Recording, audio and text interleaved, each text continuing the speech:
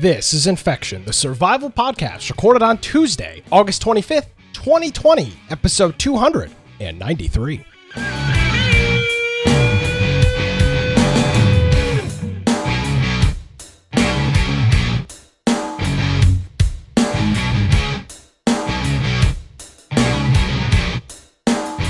Hello, ladies and gentlemen, boys and girls. Welcome to another episode of Infection, the survival podcast. Infection is your source for the latest information on survival video games. We bring you the latest news, reviews, updates, and more each and every week. You can follow me on Twitter at Nicholas M. Craig. I'm on Parler as well. I know Brian's going to pump his. I'm on Parler as well. You can follow me there. You can also check out our website, infectionpodcast.com.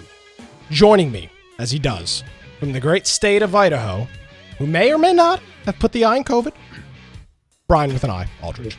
Hello, Mr. Maybe. Brian. Hopefully. I think Idaho, we're one of the later ones to get it, so hopefully I didn't start this thing. You started. Oh, yeah, as a little bit of news. So I don't know if I remember if I mentioned the pre-show or the intro last week, but my dad, who has COVID, still doing all right. Excellent. Still tired, but he's not having to go in the hospital and not having any really concerning conditions with it. So just wanted to point that out for people that maybe were remembering from last week. As far as me, I'm doing well. Just been working and doing all the usual things, trying to play video games once in a while. So, but if you want to find me, you can find me at Brian Aldridge on Parler, as Nick said, of course, doing the Parler pump. Or you can go ahead and get me on my blog. It's biteoftech.com or our website. If you go to infectionpodcast.com, just check out on the right-hand side. The primary place you want to check out is join our server on Discord, because that's where you can come hang out, chat, participate when we play games together. There's a news channel there if you want to submit to the news channel topics that you think we should be covering, whether it's a video game you don't think that we're covering on here, or perhaps there's some relevant news thing going on. Just jump into the Discord, post a link in there, and then we review that before every single show. If you want to get a notification before the live show starts, you happen to be sitting at your computer on a Tuesday at the right time, you'll get a little notification from Steam if you join our Steam group. Also, we have links to our video formats of the show. So if you want to watch us on Twitch, on BitChute, on YouTube, or on DLive, you can do that. We do a lot of those live, or you can watch the video after on a number of them. Also, if you want to watch the pre and post show that we do, you can do that through the Infection Podcast Extras that Judd runs. And that's right below our BitChute link on the website. And then, of course, our audio only format. So whether or not you use a desktop app, a mobile app, for some sort of a podcasting app, the lower right-hand side will help you find that. And then our show notes for all these now 293 episodes of the show. And if you follow along on those, if it's a past one, we have a link to the video. We have an audio only link, and then all the different links for notes and things that we discussed during the show. And so if you watch this after the fact, you can just jump to that particular episode and see all the things that we're looking at as we do the show, which is really helpful. And of course, if you want to support us, just go to the top of the webpage. There's a support button, but that's amazon.infectionpodcast.com, humble.infectionpodcast.com. And of course, through our Twitch Prime Gaming, or is it Prime Gaming now, or I think something like that they're calling it.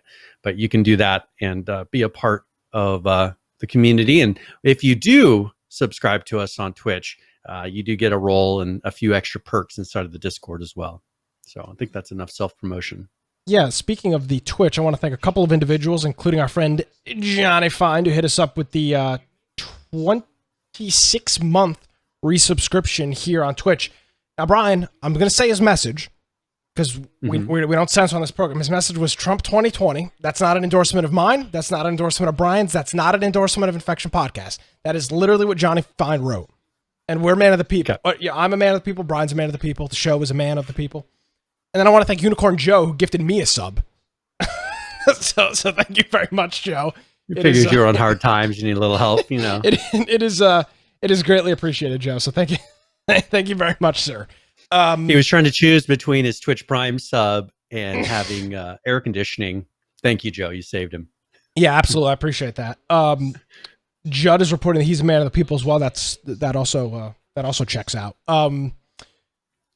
So let's see here. We had a game of the week, a Friday night game night scheduled. Mm-hmm. Brian. We were going to play, well, there wasn't a Wii of anything. we had a Friday night game night scheduled for the game that everybody has been, I could use some bad analogies. I won't. Everybody's been hyping up for the past year and a half. Something like that. Dead Matter. Yeah. Been delayed 3 times. Delays don't bother me. As long as they're done in an appropriate way with the proper knowledge and knowing that the delay is going to lead to a better product. I think that's probably the most important thing to me, Brian. If you're going to delay something by 6 months, when you get I want to see a 6 months improved product there. Yeah, and then maybe not even 6 months, maybe 3 months, right? Let's say you were 3 months behind, you got 3 extra months to work on it. Great. I don't want to see the same product that you delayed for a year, right? That really pisses me off. That means that you weren't able to do what you needed to do. It's not your fault, Firebomb. Everybody, because Brian, frankly, Dead Matter was and still could be the last hope, the last hurrah that we have for a H1Z1 DayZ-esque survival game. Yes. And they were supposed to start releasing keys on what time? Friday morning, afternoon. It was sometime on Friday. Yeah, it was like midday. Yeah, it was like midday, early Friday. So that's what they had. That's what they had scheduled. That's what they were planning on doing. And you'll have to excuse some of the flaky information, Brian, because frankly, the developers haven't been too good giving something out. They've just been arguing with people on Twitter, and that's been a little frustrating. So their website, QIsoftware.com or .ca, I don't remember what it is, was .ca. Instantly hammered. Now, I get it. I've never released a game before. These guys have never released a game before. But games have released before, Brian. There have been early access titles. There's been success for early access launches. There's also been unsuccessful. So they decided after the website was crashed to implement Cloudflare CDN, DNS, DDoS protection, which if you've gone to like a Ticketmaster or a site like that, it'll say Cloudflare is checking your connection and a little thing spins in the middle of the screen and then it lets you into the website. So they decided to incorporate that. Unfortunately, they still didn't they didn't upgrade their web server capabilities at all. So the Cloudflare screen would come up and then it would error out on a site that said the host is down. Cloudflare is just the middleman between you and the host. The host is down. Cloudflare ain't going to do anything. Well, part of the issue is Cloudflare is pretty much caching things. Well, you're pulling up, and I don't think they realize, I mean, Cloudflare will help to a point with some of the things, but you're still going to the database to pull the keys and particular information about yourself. This is not a generic website that's serving generic information to everybody. You're logging in, looking for your particular key. Those are things that aren't cached. So all of those requests are still going to the web server to go get this information. So they're still getting hammered. Usually what you'll do is if you have a website that doesn't require any real interaction, maybe they're just browsing around, none of it's dynamic content, throw it up on Cloudflare, and very little data is ever going back to your original server. It's all just going to a cache version on Cloudflare. Well, they can't do that. They need their server to have enough capability to pull account information, retrieve your keys, do all those different steps that it's supposed to be doing. Because like I went in, same thing. I went in to go put my Steam or my Discord, update my profile, put my Discord name and all that in there. And it kept timing out. Like I'd hit save and it wouldn't do it, time out, because Cloudflare can't do that. Cloudflare doesn't hold that database, doesn't hold that information. So they were still having the exact same general problems that they were running into, even after Cloudflare. It did probably take a little bit of the load from the generic first initial page loading and some of the graphics, but they could have done any CDN for that, just to offload some of the downloads. Yeah. So I tried a couple of times Friday night, multiple times Saturday, and it wasn't until Sunday, Brian, where I could actually get to the website.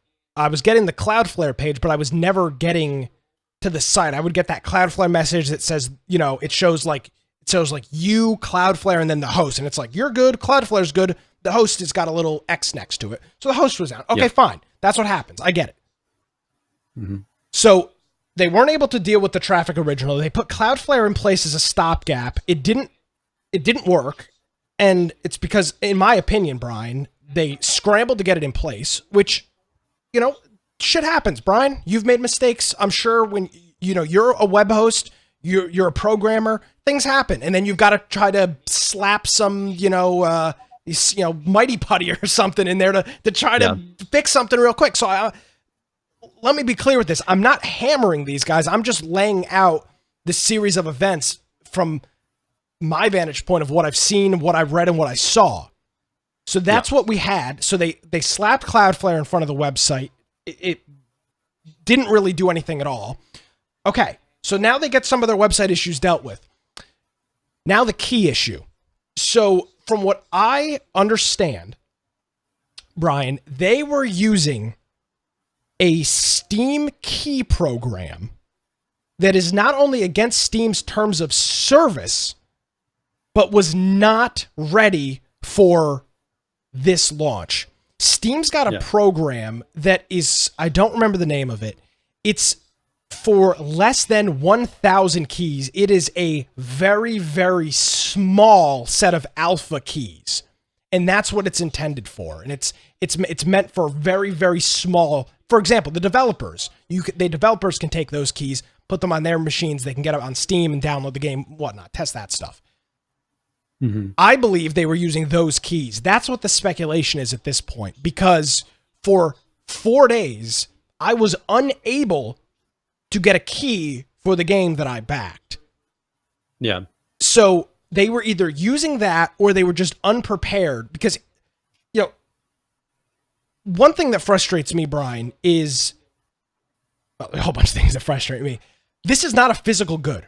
Right? If you're going to try and buy, I'm sure just like you, I've tried to buy a whole bunch of items that are in limited stock. The SNES and NES Classic come to mind with over the past couple of years. Those things were hot.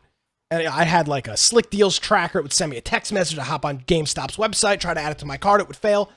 That's there's a physical amount of these devices. There's no physical amount of keys. There's no cost for keys. It's a zero sum thing. The keys are free. Yeah. They just have to generate. I don't know how the key process works with Steam, but you go to Steam and I don't know. Again, I don't know how the process works, but you say we need this many keys. We sold this many things. There's money that changed hands. I don't know. I assume that's how it works. I've never seen this issue before. So they had this system up. People were getting into the website because they were caching things with Cloudflare.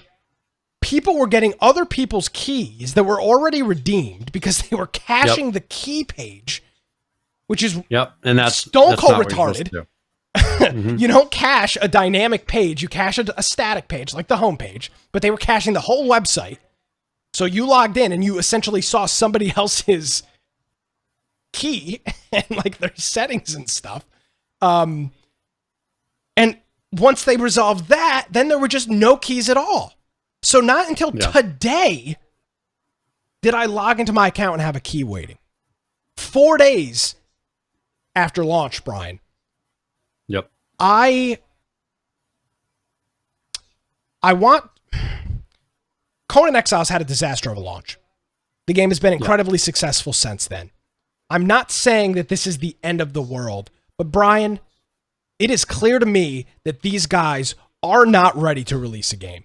They made rookie mistake, and again, from what we know, they've made rookie mistake after rookie mistake after rookie mistake, and that to me is very concerning. Conan Exiles, they picked a bad partner in their server host. Can you fault them? Absolutely. They didn't vet their server host, but at the end of the day, they paid somebody to be their host, and the host failed. There's blame on Conan Exiles and Funcom, but it wasn't their issue. Mostly it would be the issue with the server provider that wasn't able to provide what they promised. And that's what it was. So I want that to be I want that to be known. But this, from what we know now, this was all exclusively almost their fault. They didn't have a web server that was capable of serving keys to however many tens of thousands of backers. They knew how many people needed the copies of this game. They've had a Kickstarter or an Indiegogo up for 2 freaking years. They knew how many hits they'd be getting on their website. It wasn't like you're launching a new business and 5 people could be there or 10 million. There was some idea of what was going to be needed, right? I mean, some ballpark. They were not prepared for that. They slapped on Cloudflare, did a really poor job with the implementation of it. They were caching dynamic pages, and then they did not have enough keys for people that paid for the game. Unmitigated disaster, Brian. And I think this is precisely the reason why people don't trust early access. Because you've got people that don't know what they're doing, not a fault of their own. First, everybody has to fall off your bike and scrape up your knee. I get it. But when you 2 years ago dropped $90 on this game for 3 keys, and then for 4 days you're looking at a Cloudflare offline page, it's unexcusable. It's unexcusable, Brian. There is not an excuse. It was poor planning and poor implementation, and it is going to be a huge black eye on this game going forward. I don't even have any interest in playing it. I wanted to play it this weekend. I was prepared to play it this weekend. I was ready to go this weekend to play this game. And I saw people on Reddit complaining like, joking like, I canceled the vacation and quit my job and did all these things to play Dad Matter. Man, I adjusted my schedule. I didn't do anything crazy, but I adjusted my schedule a little bit so I'd be available Saturday morning to play this game, and I couldn't. And that pisses me off. Because you know what I wanted to do, Brian? I wanted to play with you, who is my friend. I wanted to play with the people on our Discord who are my friends. So you're damn right I adjusted my schedule to play for this game, and they've completely failed me. So I get the Reddit outrage and whatnot, and I understand things happen, but this, it's alpha bro, no fault blamed on developers is horseshit. That is ridiculous. Yeah. I adjust my plans all the times for things. I adjust my plans for this show. I adjust my plans for a whole bunch of things. And when you told me that you wanted to play this Friday night, and we came to that agreement, I made plans Friday night to be available and plans Saturday morning to be available, and I couldn't play the game, and that pisses me off because it wasn't my fault. And this is one of those things where if they would have, and it's all about inexperience, kind of like what you're hinting at, is this comes down to inexperience. What is sad, though, is if they would have asked people in the industries, I'm sure they would have gotten some free advice. I know maybe they got some bad free advice, but if you would have asked me, H1C1, hey, we're expecting to have 10,000 hits per whatever time frame. Here's the kind of things that we're doing. I mean, they should have tested load, but this is the thing, because this is all new stuff. They're kind of hitting the road bumps as they come to them, rather than having enough foresight to understand, okay, here's the road bumps that are coming up. Let's do what we can to avoid them. And so they're hitting every single one of these road bumps. And these are the same things that I said that a long time ago when we first started seeing videos. I remember saying, they have a lot of stuff in the scene. There's a lot of decorations. There's a lot of stuff going on. I think they're going to have a hard time keeping frame rates down. I think they're going to have a hard time maintaining a lot of these things that they're putting in here. Because those are things that as you go through and try to create a scene with all these elements in it, and then you try to make it work nicely with multiplayers, and then you try to make it get good frame rates, that's when a lot of headaches. And I think that they've definitely been working on all that stuff, but these are the exact same way. Just like you have to make plans and you have to make adjustments to how you're implementing and designing the game, even how you do your keys. Like you have to look at how are we going to handle this many people, connecting to this service and not crashing it. The exact same things with the servers. And I just feel like they overlooked. I think they assumed that, their GoDaddy web host or whoever they have hosting a site is going to be able to handle 10,000 people per minute, let's say, or 10,000 people per half hour, however many people were connecting in. Those servers, people don't understand. When you go to a GoDaddy server, you're sharing, first of all, a server with probably 80 other people, maybe. And you're kind of spreading that load across all those different people. Well, all those people when you're requesting a bunch of database access, well, you're just taking up CPU. When people are hitting a bunch of Nginx or or Apache, connections, it's putting more load on the server, and then it just kills it. And so I don't know. I think if they would have gone to a professional and said, here's what our plans are, they would have said, all right, here's 3 things you could do to prepare for this. And it would have made them look a lot better, because these are very simple mistakes that are just poor planning, but it really left a black eye on them. Yeah. A lot of people have very sour taste in their mouth. Yeah. And rightfully so. They put there was a post on Reddit, Brian, that they said they were fielding over 500,000 requests per minute. So there you go. That's an incredible amount of requests. 10,000 is a lot. Like, they should have put in, well, probably people hitting refresh. They might have been getting DDoSed a little bit by. Well, I'm sure. Yeah, they were. They were absolutely, I'm sure, getting DDoS. But there are solutions like Azure, AWS, even Cloudflare, I believe, offers a scalable, or Amazon. They offer scalable hosting solutions. And I get these guys. Even if you don't want to pay for that initially, like if you don't want to pay for that, maybe they're more expensive than a long-term solution that you want to do.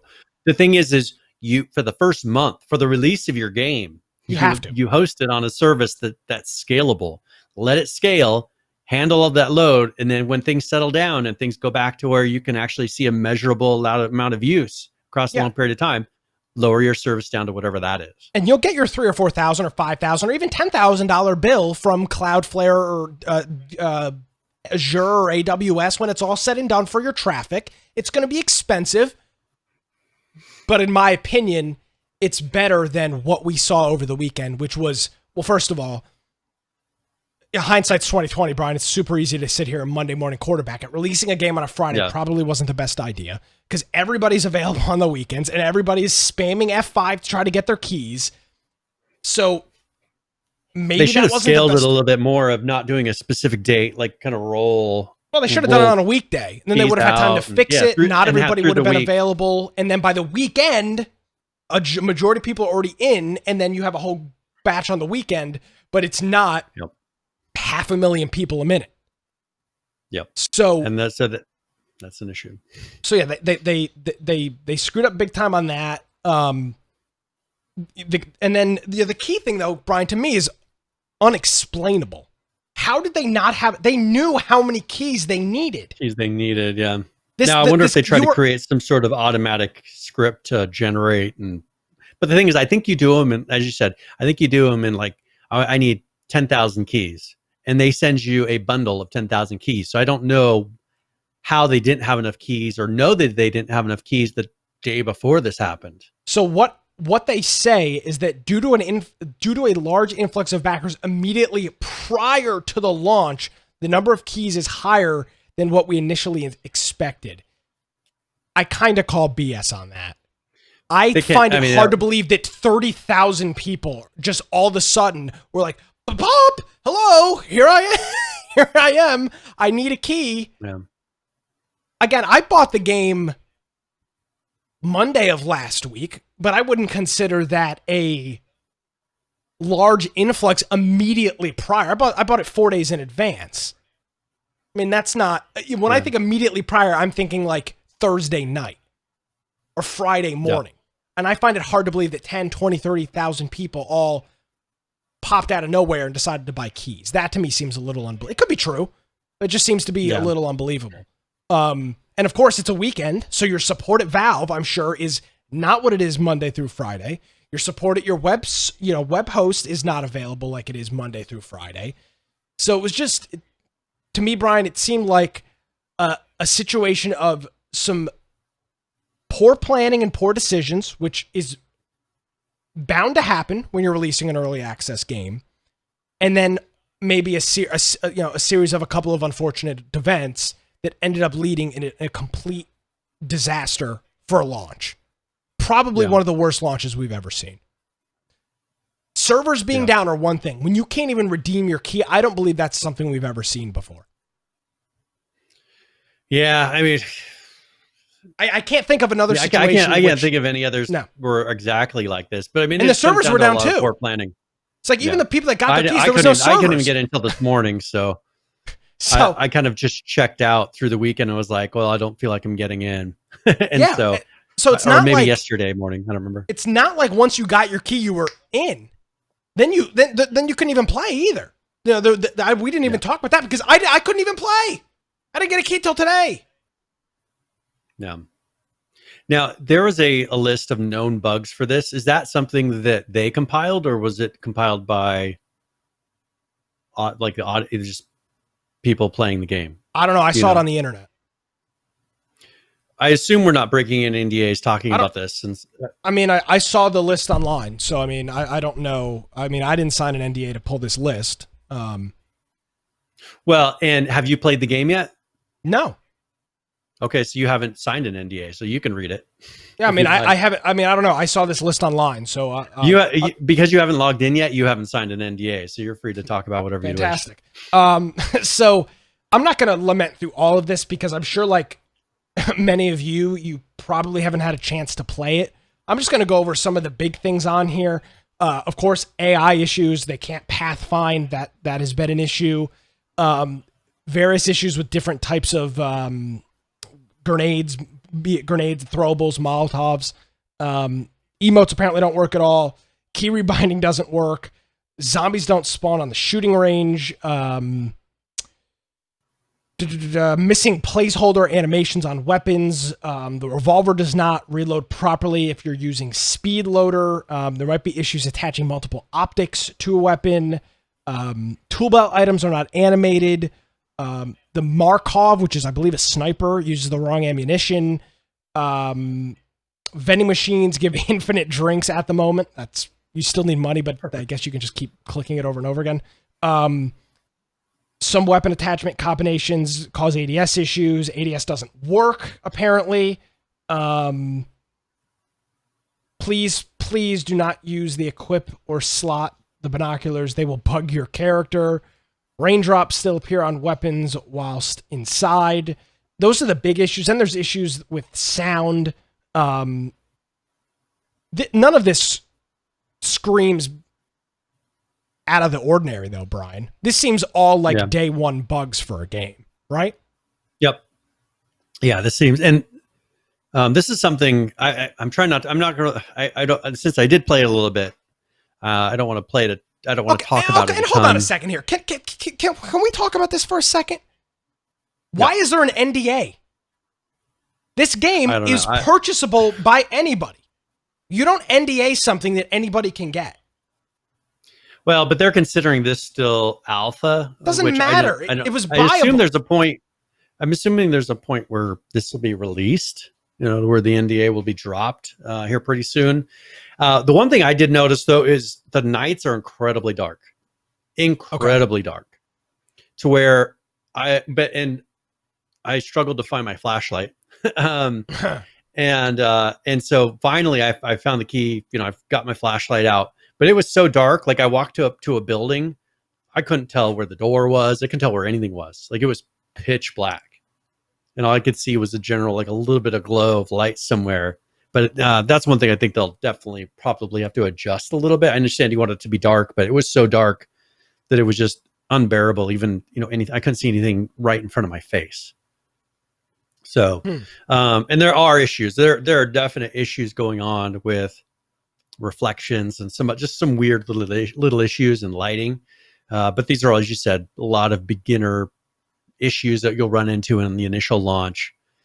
But I'm more curious of once they get a lot of people on there, how's it going to run on these servers? With a packed server, how does it run? Because that's been my concern since the beginning, ever since I saw how many objects and how much stuff is going to be in the world, and how many of those objects are interactable, because each of those things will slow down the servers, cause issues, and make it to where you're more likely to have lag and rubber banding and crashing. So, but I'm planning on playing it. I don't know. I was going to ask you, do you want to try again to play it Friday night, or do you want to do something different? Sure. Well, I will actually, I'm out of town. Okay. But do you want we can have people try to play? I think so. Okay. If not, we'll be talking about another game that just released a new alpha. So maybe we can play that as a backup. Yeah. Or we don't have to play anything at all, but it's an option if people want to play some Dead Matter. Yeah, I'm not sure this whole NDA thing. I'm just going through the Reddit, and there's screenshots and a whole bunch of stuff. So I'm not, again, I don't see how you allow 20, 30, 40, 60, 100, 150, 200,000 people to buy a game and then have an NDA. Just have it under NDA. It just seems kind of, and again, an NDA is only enforceable if you're willing to take it to court, which of course they're not going to do. Well, or they could pull back the key. Yeah, I mean that's if they can tell who you are, which is the issue because they do put out in the screenshots, an identifier for you. Yeah, which flashes around all over your screen throughout the which is normal, but to me with the bad PR right now that would not seem to be the approach to go. So yeah, I don't know. I mean, I read patch notes. If that's breaking an NDA, suck it. I don't really care. I mean, that's what we've done on this program for almost 6 years now. So and we'll continue to do so. Yep. That's and if you're looking for a link of that, it's in the show notes. I found it. Somebody sent it to me. It was a paste bin. I mean, I don't know. I think it's from them though, because just the way some of the things were worded, it seemed like they were not talking from the perspective of a player complaining about bugs, but more of things that they're discussing. Yep. And then they say at the bottom of this, most of these will be cleaned up in the next few weeks or so. So that is and that's one of the things that kind of hinted to me that's probably developers typing this up. So I'm not sure. I don't know if this came from Discord or from I don't know if they have a form or something on their web. I'm not sure how, again, because I've been unable to do anything. I'm not sure how they're communicating with people, which was... They do have a Discord server, which they locked down a lot. So they locked down... They've locked... Initially, over the weekend, they pretty much locked everything down to where you couldn't type into the Discord, and they pretty much closed most of the channels. And so now all that's opened back up again. So people seem to have calmed down a little bit.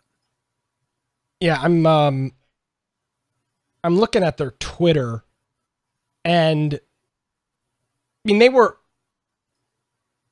were active with some stuff, but they put out a tweet. What day was the 19th?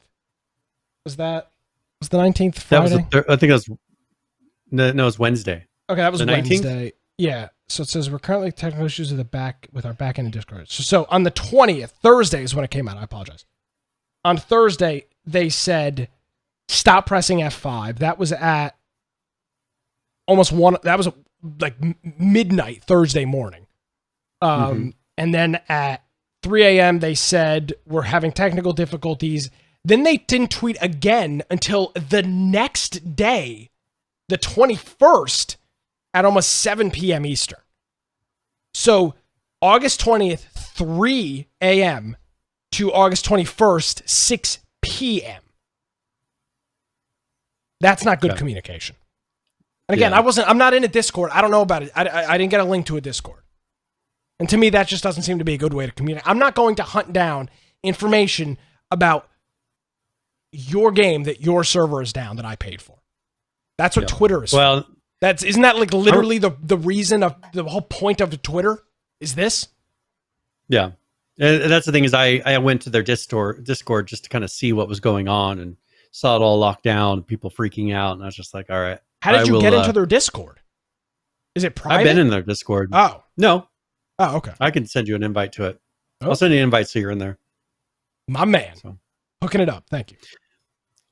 So we'll see. Hopefully this weekend they get a lot of it straightened out and we'll be able to run around and play. And hopefully this is a learning lesson. This, I guess, is the downside of alpha with, you have a group of people that have never done this sort of thing before.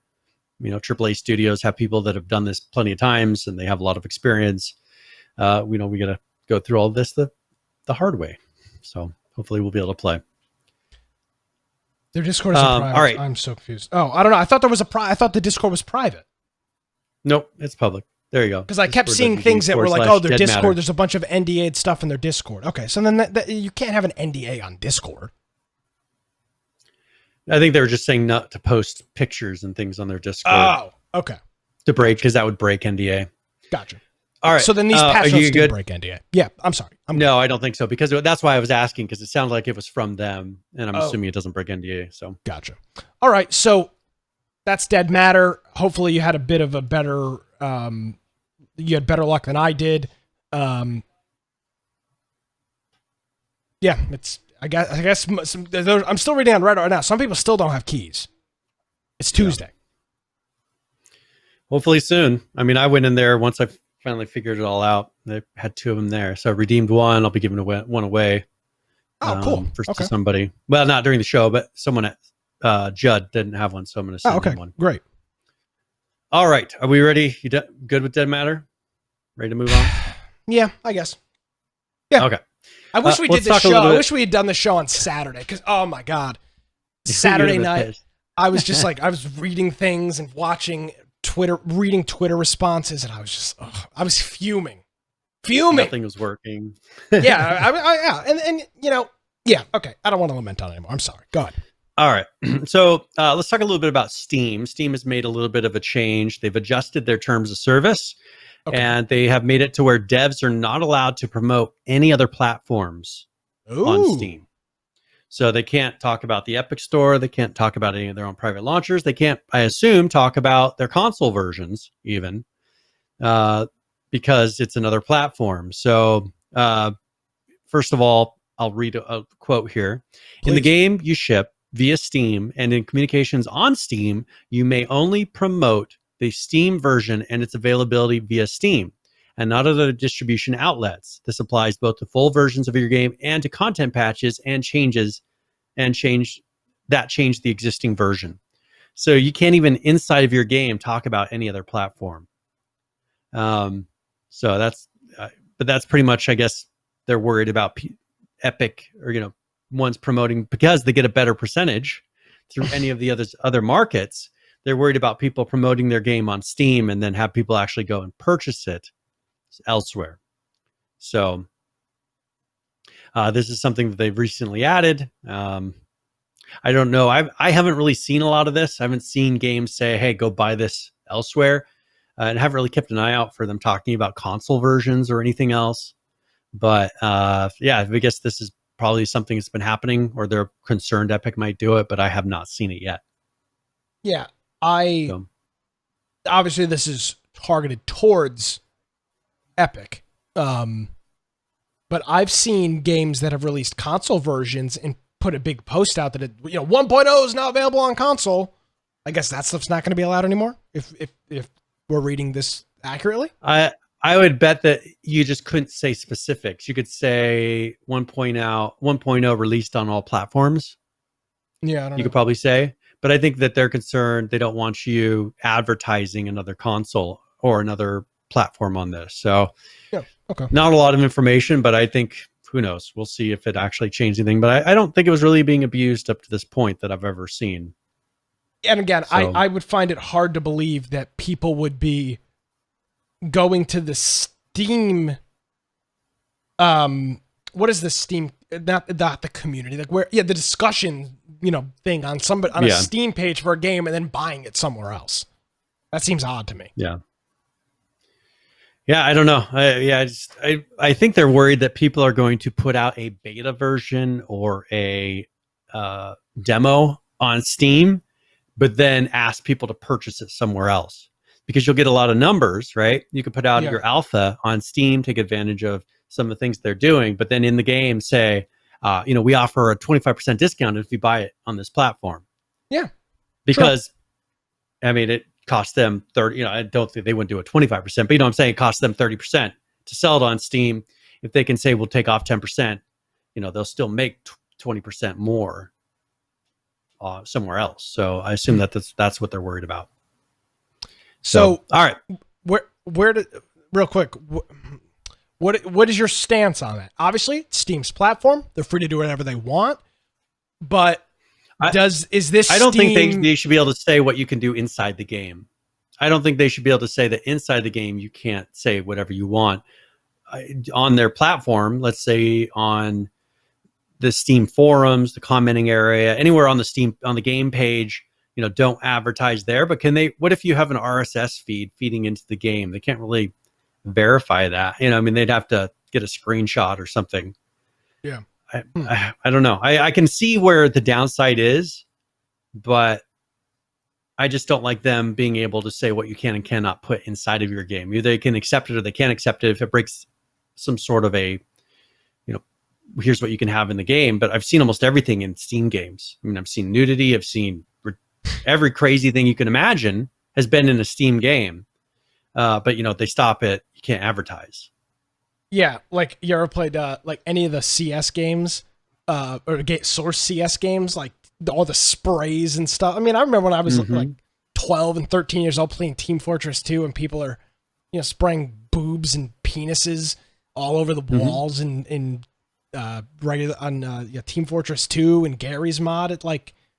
But even they have they have games that are like sex simulators. Oh yeah, of course. You know what I'm saying? Yeah. But it's like they're porno games, so it's like they don't really have morals a limit or ethics of what they actually put in the games anymore. Unless it was something really conservative, but they would they seem to limit everything. They're limiting, but they seem to let everything else go. I don't know. I think it's a little bit of overreach, because I think if they want to promote their console version inside the game, that is not a direct competitor to Steam. I think they should be more specific that it's only to people selling on the platform, on the PC platform is their limit. Not on, because they can't sell Xbox versions of games, and they can't sell PS4 versions of game. They're not competition to them. Well, so that's that's why I don't understand. Like, narrow it down. Say, because why are you limiting them from promoting their console versions, which is very big? I don't see an issue of them saying, "Hey, it's available on console," because they have the exact same percentages markup on consoles as they do with Steam. So it's not like that they're going to be pushing them there to purchase it for cheaper. Yeah, I mean, obviously Valve's pissed because Epic is like poaching games off of their store. Like, that's literally what they're doing. Yeah. And it's their platform. They should be able to do whatever they want. It just, to me, they're butthurt, Brian. Yeah. Yeah, and I think I just think Epic is pissed in their their Cheerios, and now they're upset. Yeah, I think that they need to, rather than being upset about this, right? Come at it with a legitimate screwing reason. The developers. Yeah. Well, and this will be interesting because we had talked before saying, well, why Steam's doing this, all these people are doing it, and no one's really taking a stance. And we'll be getting into some other news where we talked a little bit about it last week, where Apple and Epic are going at it for a very similar reason. Yeah. It comes down to the percentage that you're charging for things to happen with games. And that's not necessarily for purchasing the game, but for the transactions. I think that I think it's an important thing to happen. I think they do need to be more competitive. I think this is them trying to prevent that from happening as much as they possibly can. But I think that they should, any kind of competition they can get, I'm happy for, because we've seen every time the competition comes into a marketplace, things get better. And so far, I don't think Steam feels enough like they are in jeopardy. And maybe this is a hint that they're starting to feel it, that maybe they need to actually adjust some things and have more realistic. And who knows if this, with Apple and Epic going to court, maybe it'll push something a little bit closer to where we'll get a little bit of legal precedent. So do we have any update on that? What's going on? All right. So let's go and talk a little bit about Apple and Epic. Yeah. First of all, Apple defeated Epic's effort to restore Fortnite to the App Store. So what does that mean? It's still... What does that mean? So did they try to put it back? Epic tried to put it back in after... Epic went to the court and said, we want Apple to put our game back on the App Store. Okay. And so they won a thing saying... she granted the company's request for a temporary order blocking Apple from limiting the game developers' ability to provide certain updates. So that was the big thing that was really contention. It was getting a lot of people mad, is that they were blocking other apps and like things for Unreal Engine and things that were separate. Dev tools things, yeah. Yes, that are all free anyways. And so they were blocking those along with on Fortnite. Gotcha. And so the judge said, no, you cannot, we're not going to force them to put Fortnite back on the App Store. But they did make it to where they have to put the Unreal Engine and things like that back onto the App Store so that those things keep working. So it says the record shows potential significant damage for both the Unreal platform itself and the gaming industry generally, including on both third-party developers and gamers. The public context of which this injury arises differs significantly. Not only has the underlying agreement not been breached, but the economy is in dire need of increasing avenues for creativity and innovation, not eliminating them. So this is something to where they did realize how much harm this thing with Fortnite was going to cause other areas and other developers and other companies, because they wouldn't be able to access their tools and actually continue working properly on their projects. So they got that back. But there's still no specifics. One thing that Apple did say, they said Fortnite can come back anytime once Epic cleans up its hot mess. Oh, so Apple says Epic's problems are entirely self-inflicted, and it shouldn't look at the courts to fix them. And they're right. So, I mean, they are. I mean, Epic to a degree. Yeah, Epic broke their terms. Yeah, and if they don't like the terms, you can walk away from them. Now, the problem is when you have something like this that's very close to a monopoly. That's exactly. That's where we're there. Apple, I know that they're like very flippant about this. Oh, it's, they can come back whenever they want when they're tired of this game. Well, but you guys are a monopoly. And if you really push this too much in court and you get deemed that you control half of the market, and the other half of the market charges a similar rate, then they'll start really looking at, well, we got two companies controlling the rate of all apps, 99 point whatever percentage of apps in the country. That sounds like a monopoly to me. Yeah, that's sounds when like I Bell think system. they should really. Like a I think that's when Bell or AT&T thing going on here. Google, and especially Google and Apple and all these companies are not exactly in best terms with our government at the moment with certain things that are happening. Yeah. I think that I think this is an odd time. I think both sides are wrong in certain areas, but I think both sides are right in certain areas. I think legally Epic doesn't have the grounds to really doing what they're trying to do, right? Legally, they're not in the right. I think they're pushing for the right reasons. I think Apple is a little bit too confident in their stance on this, because I think if it gets pushed enough and this becomes a hot topic, that it will not work in their favor once courts and places start looking at the percentage of the market that two companies hold. Not and then they take that, if they can win that, take that over to consoles. Two companies control 99 point what percent of the market. Then you take that over to PC. One company holds what percentage of the market? It's going to stumble. It's going to pretty much be dominoes from that point. And that concerns, I mean, I think it would be best. I think it'd be best for the market to really have them actually be competitive, because you've got companies that mark up huge amounts of fees, and they're the richest companies, in the country. One of the issues you have here, Brian, is you've got two companies who that think their crap don't stink. And the reality is that's why both of them are wrong from a certain point. There's exactly. Some things right about each side, but neither one of them is clean. Neither one has a very perfectly safe and solid argument. Exactly. So, so they've got, so that stuff is back, but Fortnite is still not on the store because they will not agree to Apple's terms. So Fortnite is still gone, but some of the other Unreal tools are back, from what I understand. Mm-hmm. Yeah, so they've got those back, and it should be, so those parts should be going back to normal, but I still don't know. It'll be interesting to see how the Fortnite thing plays out.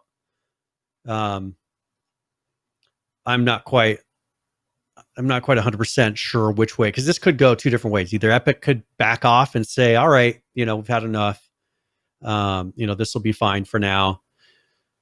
Or it may turn around and Apple actually says, all right, let's talk about this. Let's sit and talk. No, I would be very surprised that would happen, but if they keep pushing it in court and start getting wins here and there, maybe they would be willing to actually sit and talk. That's true. And the same thing I said last time, they need to do a tiered system based on the number of transactions. There's no reason on That's what Square and PayPal hundreds of millions of dollars yeah. of transactions that you're getting 30%. That just you would in any enterprise environment that would never happen. Never. Well, yeah, and I think that's the frustration. I think you're absolutely correct. Because you use credit card processing is a great example, Brian. The price that you and I pay to do a credit card transaction versus what McDonald's or Subway or Burger King or Taco Bell, what those guys pay, Walmart, Target, is night and day. Like you and I will pay sometimes upwards of 3%.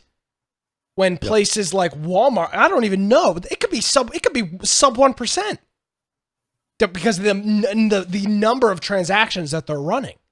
So that's where it doesn't make sense for maybe a company that sells one app per day, one purchase per day, gets the exact same rate as somebody who sells hundreds of thousands of dollars minimum a day. Yeah, well, and it's just very odd to me.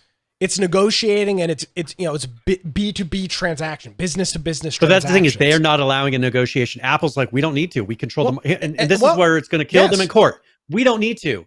We control the market. That's going to get you right there. Of a monopoly. That attitude is going to get you, because they're right now. We don't need to lower. I mean, where are they going to go? They're going to go. They're going to go to Android, where loser. They're already there, but they're going to go to Android, where it's the exact same rate too. I mean, they don't feel, because there's no serious competition in the mobile market, because the phones are locked down. Yeah. And so I think that PH is pointing out, he says Amazon pays Apple 15%. So see they negotiate it. Why aren't they offering one of their biggest clients a lower rate? And who knows? I mean, they may be working something out between themselves. They may have some other benefit that they're handing each other that would be nice to know about in order to make the 15% seem legitimate. Yeah. Apple, if I had to put money on this, Brian, I would say that Apple is not going to bend at all, because there's no reason for them to. Unless the court makes them. Exactly, which, knowing our justice system, will happen. Brian, I'll have grandkids by the time the U.S. judicial system decides that they want to rule on something like this. But this will be very similar to the China story that we've been talking about for the last 4 or 5 years. This ongoing story that every once in a while flares up and something new comes of it. This Apple Epic story will be that, because this is a long-term conversation, and it doesn't stop with Apple. You're going to see this with Steam. That's where you're going to start seeing this with Google, and PH is pointing out Sony and Microsoft. Absolutely. I think you're having these developers that was, well, damn, look at this deal over here that somebody's offering me. Why am I getting shafted by everybody else when these guys are doing it for half?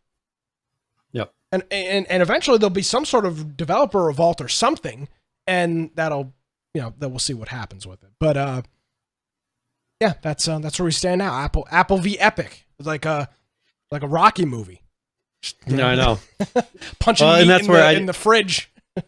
It could go so many different ways. That's why I usually would have a guess of where I think it's going to go. And this one, I honestly don't know, because they're kind of equal as far as, in many ways, standing across from each other. Of course, they're both losing a lot of money by this, because you think of how many people are purchasing V-Bucks on Apple devices that are currently not doing that. So they're both losing a lot of money. And I think it's going to be a waiting game and a court game. Yeah. Either one's going to give up first, or one's going to get to something in court that makes people worry or make something actually happen. So yeah, let's talk about the nemesis, though, Brian, of Epic and Unreal, and that is the Unity engine. I think do you have some audio playing in the background? No. Okay. Do you hear audio? Oh, there we go. Okay, good. It was one of these news sites that started playing something. I was going to make sure it wasn't feeding through the stream. Like, scared nice. me. Oh, my heart just sank. I just got all warm, and my heart sank. Hey, my Amazon device. There's like a weird Can you fix that buzzing sound? Don't you love that right before the show? Hey, there's a buzzing sound. Can you? My Amazon device in the living room is talking. I can hear it in the other room. I don't know what the hell's going on here. So the evil arch nemesis. Sorry to freak you out, but we're good. The evil nemesis of Infection Podcast is Brian, actually. Epic's. Hold on a second. Alexa, stop.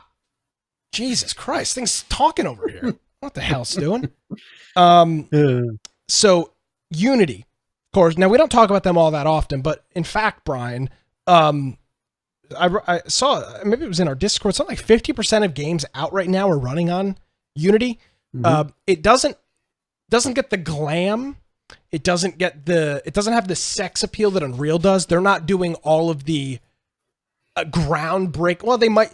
Okay, they're doing a lot of great stuff. If for some reason it doesn't pick up the PR that the Unreal and Epic stuff does, I think a lot of that, of course, is because take a look. Fortnite. Rust is made in Unity. Yeah, but you never. But a lot of people don't realize that there's a lot of games made in Unity. You know, we're getting ready to see the PS5 and Xbox, whatever they're calling it, come out. I didn't hear any Unity talk during those. I saw a lot of Unreal stuff. Didn't see anything Unity wise. But, Brian, they are preparing for an IPO, which is, of course, an initial public offering, which is how you bring your product, or in this case, your company, to the stock market and allow individuals like you and I and our listeners to invest in your product. And in this case, you're investing in a game engine that claims that they've got about 2 billion monthly active users and 1.5 million people creating games and or content on the platform. This is interesting. This is very interesting. You know, what are your thoughts on this, Brian? IPOs things change a lot. Things change when you decide to take your company public. Elon Musk saw a little bit of this with Tesla when he decided to go on Joe Rogan's podcast and start talking, and had to, you know, the Federal Trade Commission, the FTC, started an investigation into him for manipulating the stock price. Now, obviously, I'm not saying that Unity doesn't have a spokesperson like Elon Musk, but things do start changing when you are a publicly traded company. You have earnings calls. You have to be a lot more transparent. Well, I think that they're which isn't a bad thing, but I think this is good, though. I think it's good because I haven't seen them really trying to compete with Unreal up to this point. I mean, they are Unreal's primary competitor. You know, and they control 53% of the top 1,000 games in the Apple and Google Play Store. Yeah. They have a huge amount of games, mostly mobile games, mostly more simplistic games is a lot of what they have, but they get a percentage of every single purchase. And so this adds up to quite a bit. But I think that they haven't been super competitive as far as keeping up with a lot of the technology that I think we're going to start seeing. And we have been starting to see from Epic, because with the new Unreal Engine 5 coming out and all these different things coming out, I don't think that Unity has really pushed itself to be a true competitor against that. And I think that maybe taking it to a company where they have to actually look at competing in the marketplace and not just rely on, oh, we have a lot of games here keeping us afloat, where they actually have to make decisions and effort to continue to raise their profits, you'll actually see more innovation. Because right now, I think that their issue is they're behind. They haven't been putting the money into development of their engine like Unity or like Unreal has up to this point recently, because and Unreal has had all of that Fortnite money tossed into it, and Epic or Unity has been bringing in a lot of money, right? But I don't think that they're really pushing to be a competitor. I think especially after Unreal Engine 5's come out, it's going to be more like Unity is what's making, you know, mobile games and simple games, and then Unreal is going to be the one making open world and certain types of games. I think that's good. I assume that they don't want. I don't think they want that to happen, though. I think they want to stay to where people are making open world games in certain types, so they're competitive in that market and actually are usable in that market. I don't think they want to be uncompetitive, discompetitive. I don't know what the word is. But Brian, I would make the argument that if people are using if they're owning 53% of the mobile games, if you look at the amount of money that companies are making, look at that King on mobile games, King Pop or whatever, whoever owns Candy Crush and all those Sings of Pop, whatever the hell it's called. I mean, they made like billions of dollars last year in microtransactions. I'm not saying throw the AAA title game out of the window, but if you own half the market share on mobile games, that a majority of them are microtransaction that you're getting a cut of because that's the deal to use your free engine. Yeah. I mean, I'm not saying they're not behind. They are, but I think they're playing a different game. I think Epic and Unreal might be playing chess, and they're playing checkers. There's nothing wrong with checkers. It's just not chess. I'm not saying that. I don't think they should not compete, but if they've got their hand wrapped around the mobile market, which I would argue is I wouldn't have to argue it. It is statistically proven that it is the fastest growing market. Yeah. I'm not saying games like Rust aren't important to be made on Unity, but I mean, damn, if you can make a whole bunch of mobile games in 2019. 2019, their revenue was $542 million. You're doing something right. Now, I do hope that they give Unreal a run for their money at some point, because we've seen what stagnation does. We saw it for years with Steam. We've seen it for years with Intel. Right? When you're the top dog, we saw it with IBM back in the 70s, 80s, and 70s and mid 80s. When you're the top dog and there's no competition, your product eventually ends up sucking, and somebody has to come and beat it out of your hand.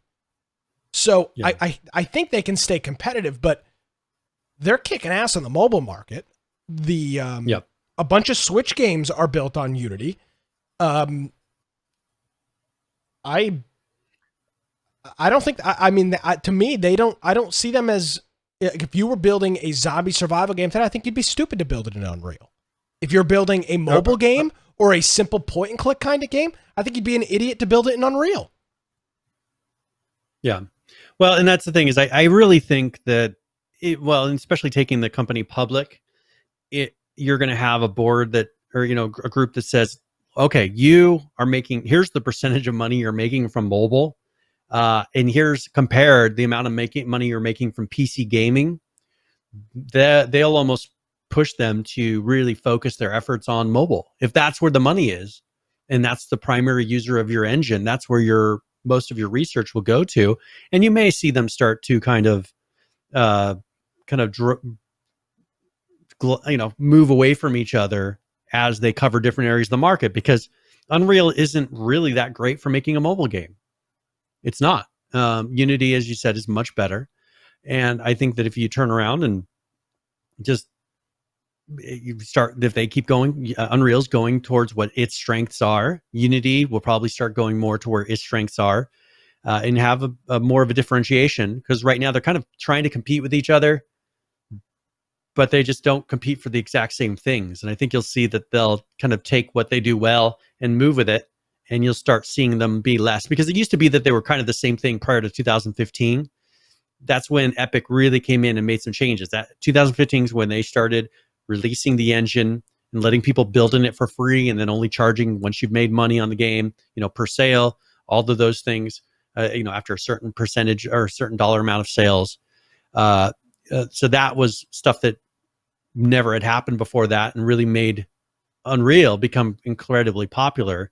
Epic has done a few things, Unity has done a few things here and there to kind of counter it, but not to anything serious that I've seen. So I don't know. I'd be more interested in what stance changes do they make, because they're now a publicly traded company that they have to primarily go after what's going to make them the most money, and not just pet projects anymore. Because you can't do passion projects when you're a publicly traded company anymore. Well, you can. I mean, you can do a point, but if it's killing your profits, then you're legally not doing what you're supposed to do. Fortunately, Unity, just like every other tech company, has never actually made any money, Brian. They play that game. So even though the revenue was $542 million in 2019, They actually lost $163 million. So they're playing the old Amazon approach to that over there. So we can't pay taxes, are we? We don't make money. Yeah. We don't make any money. Okay. Yeah, neither do I. Yeah. Oh, if I don't do that, I get thrown in jail and they steal all my stuff.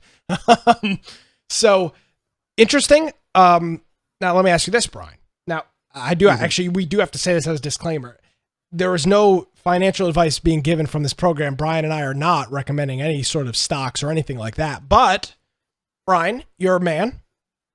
I think you work a good job. You make some decent money. Would you contemplate throwing a couple hundred, maybe a couple $1,000s at Unity? Is it a product that you believe in enough that you throw some buckaroos at it, or is this a like my GameStop stock? I made a good take with that.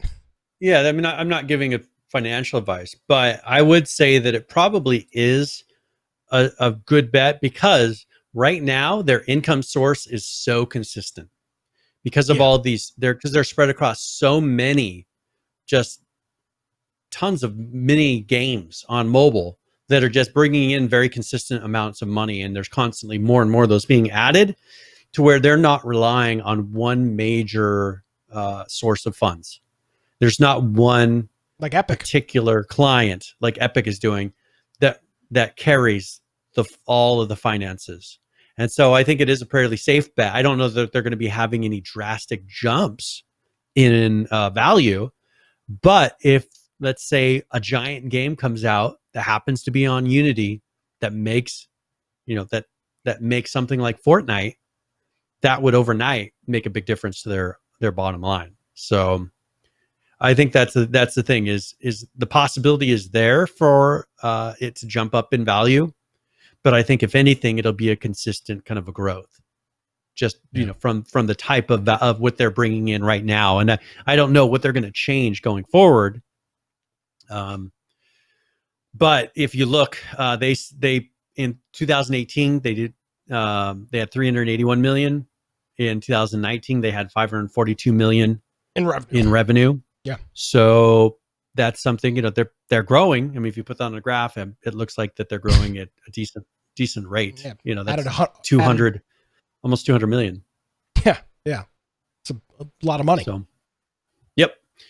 So we'll see. Cool.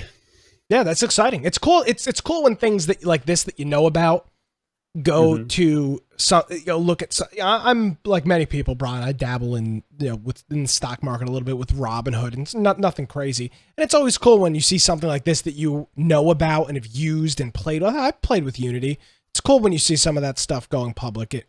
Maybe it makes you make a poor decision. In my case, I think it kind of helps you understand what you might or might not be getting into. So.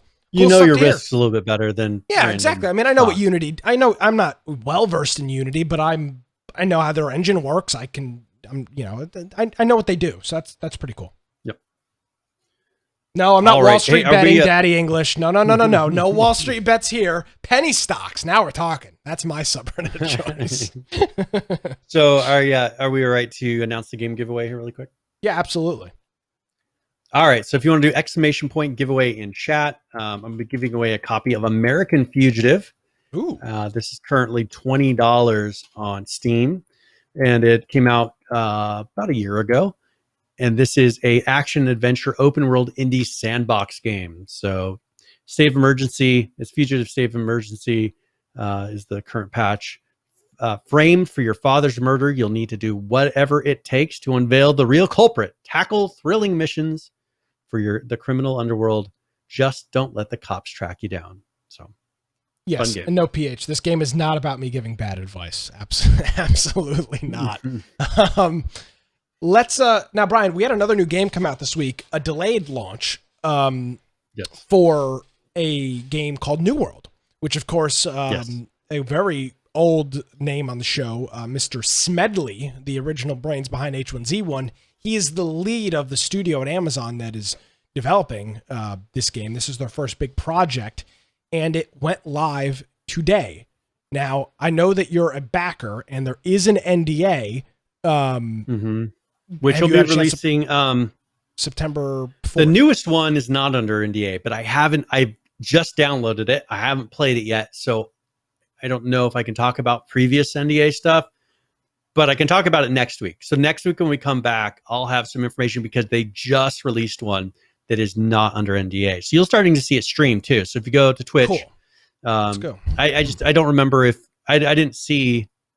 Just remember that the info gleaned from the earlier test is still under NDA. So I can't talk about anything until next week. Oh, Summit's playing it. Yeah, so you can play it now. Like once I log in, I can talk about my experience from here forward. I can't talk about my experience last time. So it's an MMO. Like you can look at it real quick. I don't want to play too much of it. He'll copyright claim us. But yeah, I mean it's an MMO. There's a bunch of people running around. It's an MMO. Yep.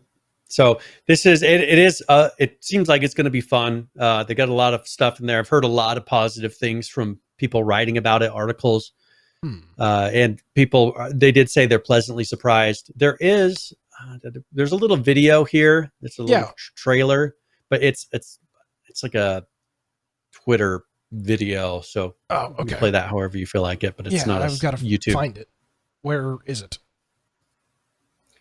Is it this war mode thing? Where it says, I think official. If you go to official, and then there's. Or the other one. There's a video. The first one, there's a video partway down. The preview. Ladies and gentlemen, we're I can find you. I can find it for you. Yeah, I got it. There's no video. It's a picture. There is one somewhere. I don't see it now. Yeah. I had it earlier, but didn't grab it right. Now, so PH says, yep, MMO, but the combat is more involved than your usual MMO. Now, Brian, I've asked this before on the program, and you've already given me the answer, but I'm going to ask again because I'm stupid. Do you think I should get in on this game, or is this just too much? No, is this just too much? I don't think it's you're not really an MMO guy, though. I know, but I could be. It really depends how they make it because I haven't gone it. Like WoW, I would say no because it's too much of a long-term game. Okay. I think we'll start to see MMOs that give you a little bit more of leeway in how you do things to kind of fit schedules. I don't know that this is going to be that one though, but I think you need one where you have the MMO experience, but it's not 100% grind because we just don't have time. Like, I don't have time to play. Like when the new WoW expansion comes out, I'm not going to have time to play it like I want to. I understand that. And I know you too. You're not going to have time to play it and you're going to have to give up too many other things to play it in the way that would be right for an MMO. And like for you, going out and like doing stuff, and especially politics and just everything else, like that's important to you. Yeah, you're not going to give that up. Yeah. Yeah. Watching Neil Breen films. That's going to be what's important to you, not sitting down and playing in an MMO. So I think if times were different, maybe you would. I could get you into MMOs. 70 days from now, I'll have nothing to do. There you go. 72 days from now. So 72 days from now, we'll get you into. I'm not counting down like a guy in prison with the lines on the wall. That's definitely not me waiting for the next 72 days to just please end. That definitely not me. But that is the thing. I think with the MMOs, if you're in a place where you're sitting at home, there's not a lot to do, and you're like, hey, that's a perfect time for someone to get into an MMO. And you don't have that in your daily. You're not like, oh, I have nothing to do. I'm sitting at home. Like you got stuff to do, and it's more about having time to do it. Yeah. So that is out now. Can you buy it, or did you have to be a backer? I think you have to pre-order it. Yeah, to be able to get access to it now. But can you do it now? Is my question. Like, is it available, or is it gone now? I think you can. Let me look. Sorry through. To spring that on you, but because I know Dead Matter was available. I haven't. You can pre-order it. So if you pre-order it, you can purchase it on Amazon. Or Steam. So they have it on both. For the standard edition, it's $39.99. Yeah. So you can pre-order it now and still get it on Steam. So I guess you can get it and play it if you bought it now. Yeah. So $39.99. It says it becomes available May 25th of 2021. So that's when it'll actually be. Actually, released. No. This is interesting for the standard edition. If you bought it now, it says closed beta access. Secure access to the closed beta in spring of 2021. They do have a beta sign up where you can try to sign up for the beta. Oh, I see that. So, but I don't know. Gotcha. I don't know that it's the opportunity to do it. I don't know that it's Oh, no, guaranteed. here you go. Here it goes. You can either sign up for the opportunity to get into the closed beta from this page, or you can pre-order the game to secure access. So, yeah. Okay. I don't know. So there you go. But yeah, so hopefully we will see. I'll talk about it next week. People, Okay. Now I wanted to talk a little bit about an article I saw talking about the war mode. People are saying hands-on with the new world's war mode, all the fun you can have blowing up a fortress of lumber. People are saying they're very surprised how fun it was. And so I'm really hoping that I really would like to see this game successful, because I think that MMOs need to be pushed forward. I think that there was a definite issue where you look at like WoW. WoW is a monopoly in the MMO world. Everybody compares everything to WoW. And there's been very few MMOs that have really come out that have been successful. I mean, you could look at individual ones, but I wouldn't say they were nearly as successful as WoW. There's not ones that you could walk up to, almost anybody and say, "Hey, you ever played WoW?" and get a high percentage of people saying yes. Yeah. You could say that about all these other games. I think you'd struggle to find one person who plays them. So isn't it like you've got a couple games like that, like Halo, Call of Duty, WoW. Like you've got some like OG games. There's only one MMO on that list. Yeah, you're right. Yeah. And so it'd be nice to have something that came out that was different enough to where and PH saying is, it does not seem like a WoW killer. I'm not saying WoW killer, but I'm saying something that pushes the genre forward to where everyone doesn't go back to WoW the way WoW is built. That's the point, is MMOs the way people game and whatnot has changed in the last 25 years. Mm-hmm. But the MMOs have not cut. WoW keeps trying to change with it. They keep dropping the ball every however many expansions. They just drop the ball and get one right every once in a while. Yeah. Because they're trying to adapt to the changing market, and they're really struggling to do that. So that's something I think. I think that there needs to be a game that comes out that was designed with the current way that people play, rather than trying to patch old systems to work with the current way that people play. And I think this one, if they did it right, could be that. Because people want to have PvP and all these things they're talking about, and then have the option to go do all the open world MMO stuff. Yeah. Cool. Well, that is PH's point. He says it's unique enough, I'd say, to stand next to WoW, and that's kind of what I'm getting at. I'm not looking for it to kill WoW, but I want it to be something to where when you go and you go say, "Hey, have you played New World?"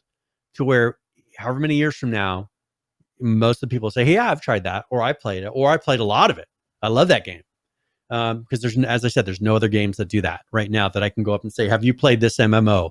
except for WoW, and had in a game store or wherever else, and most likely someone will come up to me and talk about it. Yeah.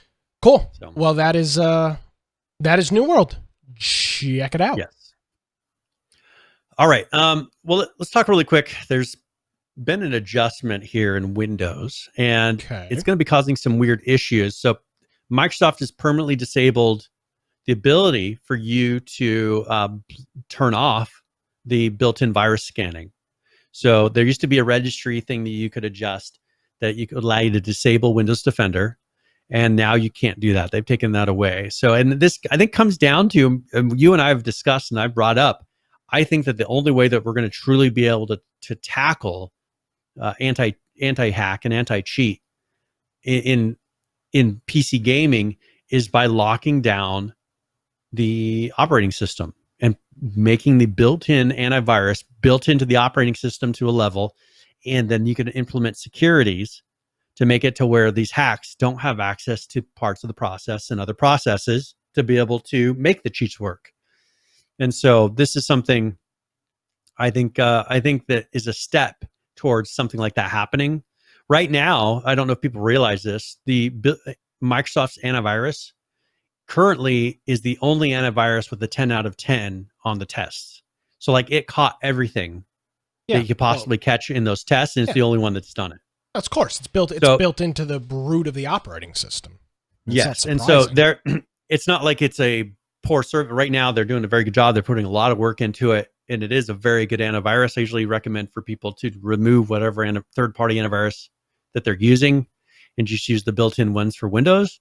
But here's a quote. Disable anti-spyware, which was the registry key, is intended to be used by OEMs and IT pros to disable Microsoft Defender antivirus and deploy another antivirus product during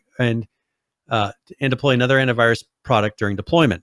Mhm. This is a legacy setting that is no longer necessary, as Microsoft Defender antivirus automatically turns itself off when it detects another antivirus program. The setting is not intended for consumer devices, and we decided to remove this registry key. Yep. The one thing I can see them probably using to get around this is mimicking another antivirus to get it to turn itself off, or something like that. But this is, I think that they're going to continue to lock this down. I think eventually the ability to use third-party antivirus may go away. I would not be surprised or they may still, but they'll have to change what they offer, because I don't think they'll have enough access to the operating system to be able to do the job that they're trying to do right now. And I think they've been losing that access. And I think that's why all these other antiviruses are becoming less and less relevant, because they're not able to keep up. Yeah. And access the operating system as it gets more and more locked down. It is interesting, and the fact that you cannot turn it off now is something that was just not previously available. So interesting to see if we watch this. I would say the majority of games struggle. What is their biggest issue, Brian? Cheaters. And yep. A lot of that is because antivirus or anti-cheat can't hook like antivirus can. So there you go. Yep. And so I think this will be something, just because I think, as I said a long time ago, this is going to be a core part of what Microsoft does to make it to where this is a relevant gaming system still, is lock it down. For other reasons too, because this opens up all kinds of cheats and hacks and all, not just with gaming, but with a lot of business applications. Yeah. I think you're just going to see them lock it down so tight to where it's more like a phone. You're running apps and you're much less with an interactive operating system, to where it's kind of more of a system that you're working in. So yeah, we will see. Now there was some Daybreak news, very loosely Daybreak, but whenever we can talk about Daybreak, I love to. Yeah, of course. Remember when we brought up that Lord of the Rings Online was having server issues? I think it was in the last 2 weeks ago, maybe. Yeah, it was down for two or 3 weeks ago. Yeah, they were having a lot of issues. Now they're still having issues. One thing, according to this article, they still can't seem to fix their servers. Mainly the reason I want to bring it up, because this is a lot of what Daybreak is doing now. They're hosting servers for old gaming companies, old games.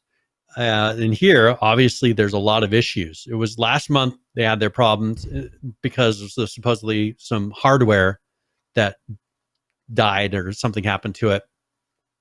And then that became a huge problem that lasted way longer than it was supposed to. Now they're saying the lagging in game is awful. And it's just, they said the game worlds are experiencing periods of server instability due to external issues, including issues outside of our control, which I don't know what that means. I mean, maybe it's data center issues. Oh, no. How is it outside of their control? Yeah, I called the bull on that. No. That is a lame ass excuse, Brian. They say we are taking steps to mitigate these environmental and infrastructure challenges, and we'll work to keep you updated. No. I refuse to believe that. Data centers don't just change their infrastructure. Yeah. Well, a lot of people are complaining because people are accidentally spending more money than they intended because of the game's poor performance. Like, I don't know if it's making it to where they're clicking it and it's not going, so they click it again. It's like buying multiple things because the game's performing so poorly. Oof. Yeah, just a lot of, and they said that this group started on Thursday, and it's just been crazy issues. So just bring it out back, Brian, and shoot it. Kill it. Lord of the Rings is proud to stay. It just, there's no people that play it. So my my neighbor, their kids live down the road a little bit. And so my neighbor's son or daughter and son-in-law play, I guess they met on Lord of the Rings Online or something. If you look at his license plate, it's LOTRO. That's his license plate. So he is highly dedicated to Lord of the Rings Online. I'm just saying, there's people, obviously this guy loves Lord of the Rings Online. I assume he still plays it since his license plate still says it. Why don't you go do some investigative journalism? Go talk to him. I'd like to know about your experience in Lord of the Rings Online this week. Brian Aldridge Infection Podcast. Quick question about it. I've got an in-depth story. But I just thought that was funny. I was like, there's obviously people that are really into it. I played it for a little bit, but it was so buggy and old, and I was just like, I'm gonna might as well play WoW if I'm gonna do this. Yeah, well, I like how in this article on Massively Overpowered, there's an article that says play Lord of the Rings Online or a button that says play Lord of the Rings Online for free. Yeah. So got to cross advertise. Whatever you want to call it. So that's unfortunate. I hate to hear that. So that's still happening. We'll see if that turns around at all, but that is still an issue. All right. Let's transition a little bit to PUBG. There's a video here, Brian. They've got a new update out. Well, not a new update, but an update.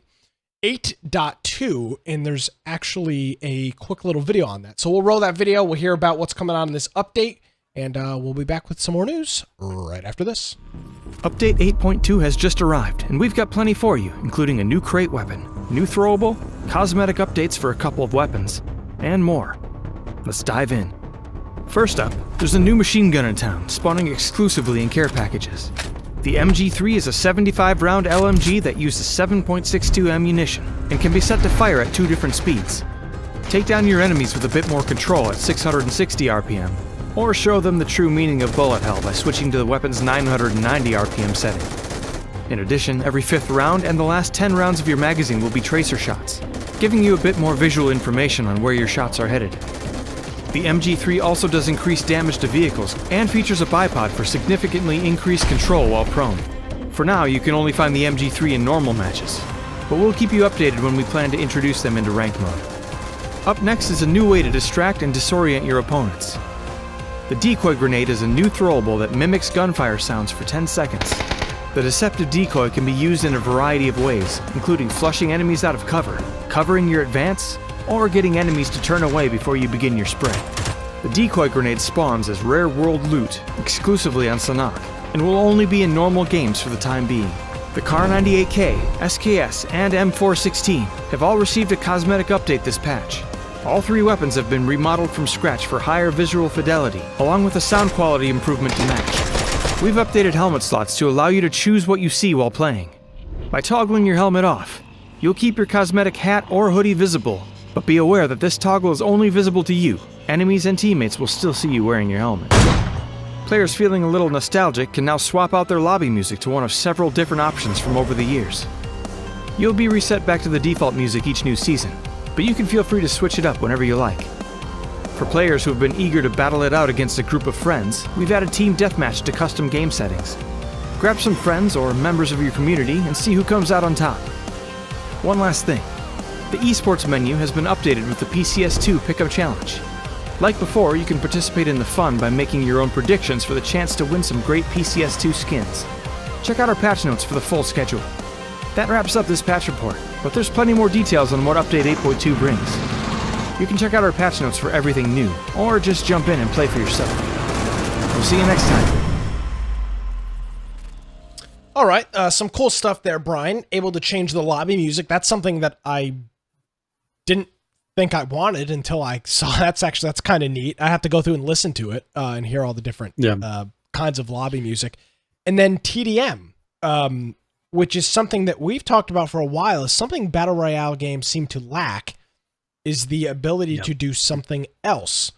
And I know that I feel like this has been in here before, and now maybe it's permanent. They've done it as temporary game modes. That is what they've done before. So they've had certain ones where you do a TDM, but then it's not been a permanent one. They take it away, within however many days. So now you can do your own custom TDM, which is pretty cool. So that's of course all part of, well, at least those are the things that stand out to me. things that they're working on. Very good. All right. Do you have a preference where we go from here? I've got a few things. I've got a few China things, and I know we love talking about China. Yeah, absolutely. Big fan of China. First of all, there was something in here that someone had posted regarding the Notepad++ app, and that has been banned in China because they named their release Stand with Hong Kong, or one of their releases Stand with Hong Kong, and another one Free. Is it Eiger? I think that's how it's pronounced, Eiger. Okay. Editions. Yeah. Sounds about right. So Free Eiger, and then Stand with Hong Kong, because there's a group of people called, I think they're pronounced Eiger, there that are being things are happening to them. And so this is something to where now Hong Kong has blocked this because they didn't like the name. So you're no longer able to use Notepad++ there. One thing I did find interesting is that the QQ browser blocks this and says Tencent Website Security Center reminds you that this website may contain illegal content. This website has been reported by a large number of users and may be published content that is banned by the state. To protect yourself and property safety. Okay. Are they saying that they're going to come in and destroy your property for having run this? I mean, how is me not downloading a perfectly legitimate app? Well, it's not legitimate. My property safety. It's not. They're claiming it's not legitimate. But the only thing they don't like about it is the name of a release. Brian, you're trying to rationalize communism, and that this doesn't work. Okay, well, so much for that. All right. I'm just saying. Yeah, I mean, you're trying to rationalize an unrationalizable thing. Yeah, no, it's retarded. It's the name of an update. So, yeah, and this is in here they put in there. So the URLs in Notepad++ block message uses an evil class variable with the value of 8. So they have a number ranking system for how evil they think an app is. This is an 8, and then the message next to it is banned by the state. So that is it's currently going on with Notepad++.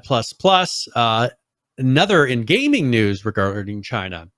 Activision has removed the Tiananmen Square video from Call of Duty's Black Ops Cold War trailer now. The original video was replaced by a shorter one without the very brief clip of the famous protest. Bullshit. I hate it. Personally, I hate it when they give in to communism. We see it constantly being fought right now, and here we go. Why? That was an event that happened in history. Why are they censoring it? What? Yeah, I mean, I get Activision, but I didn't even believe Call of Duty games were released in China. I thought they had their own version. I know that they did have their own version of Call of Duty. They do not, in China, they do not play the same Call of Duty that everybody else plays. That's how it's been for years. So why do they care? Yep. I mean, the issue is Brian, this is this huge conversation that we've been talking about. We are so cucked by this stuff. It's ridiculous.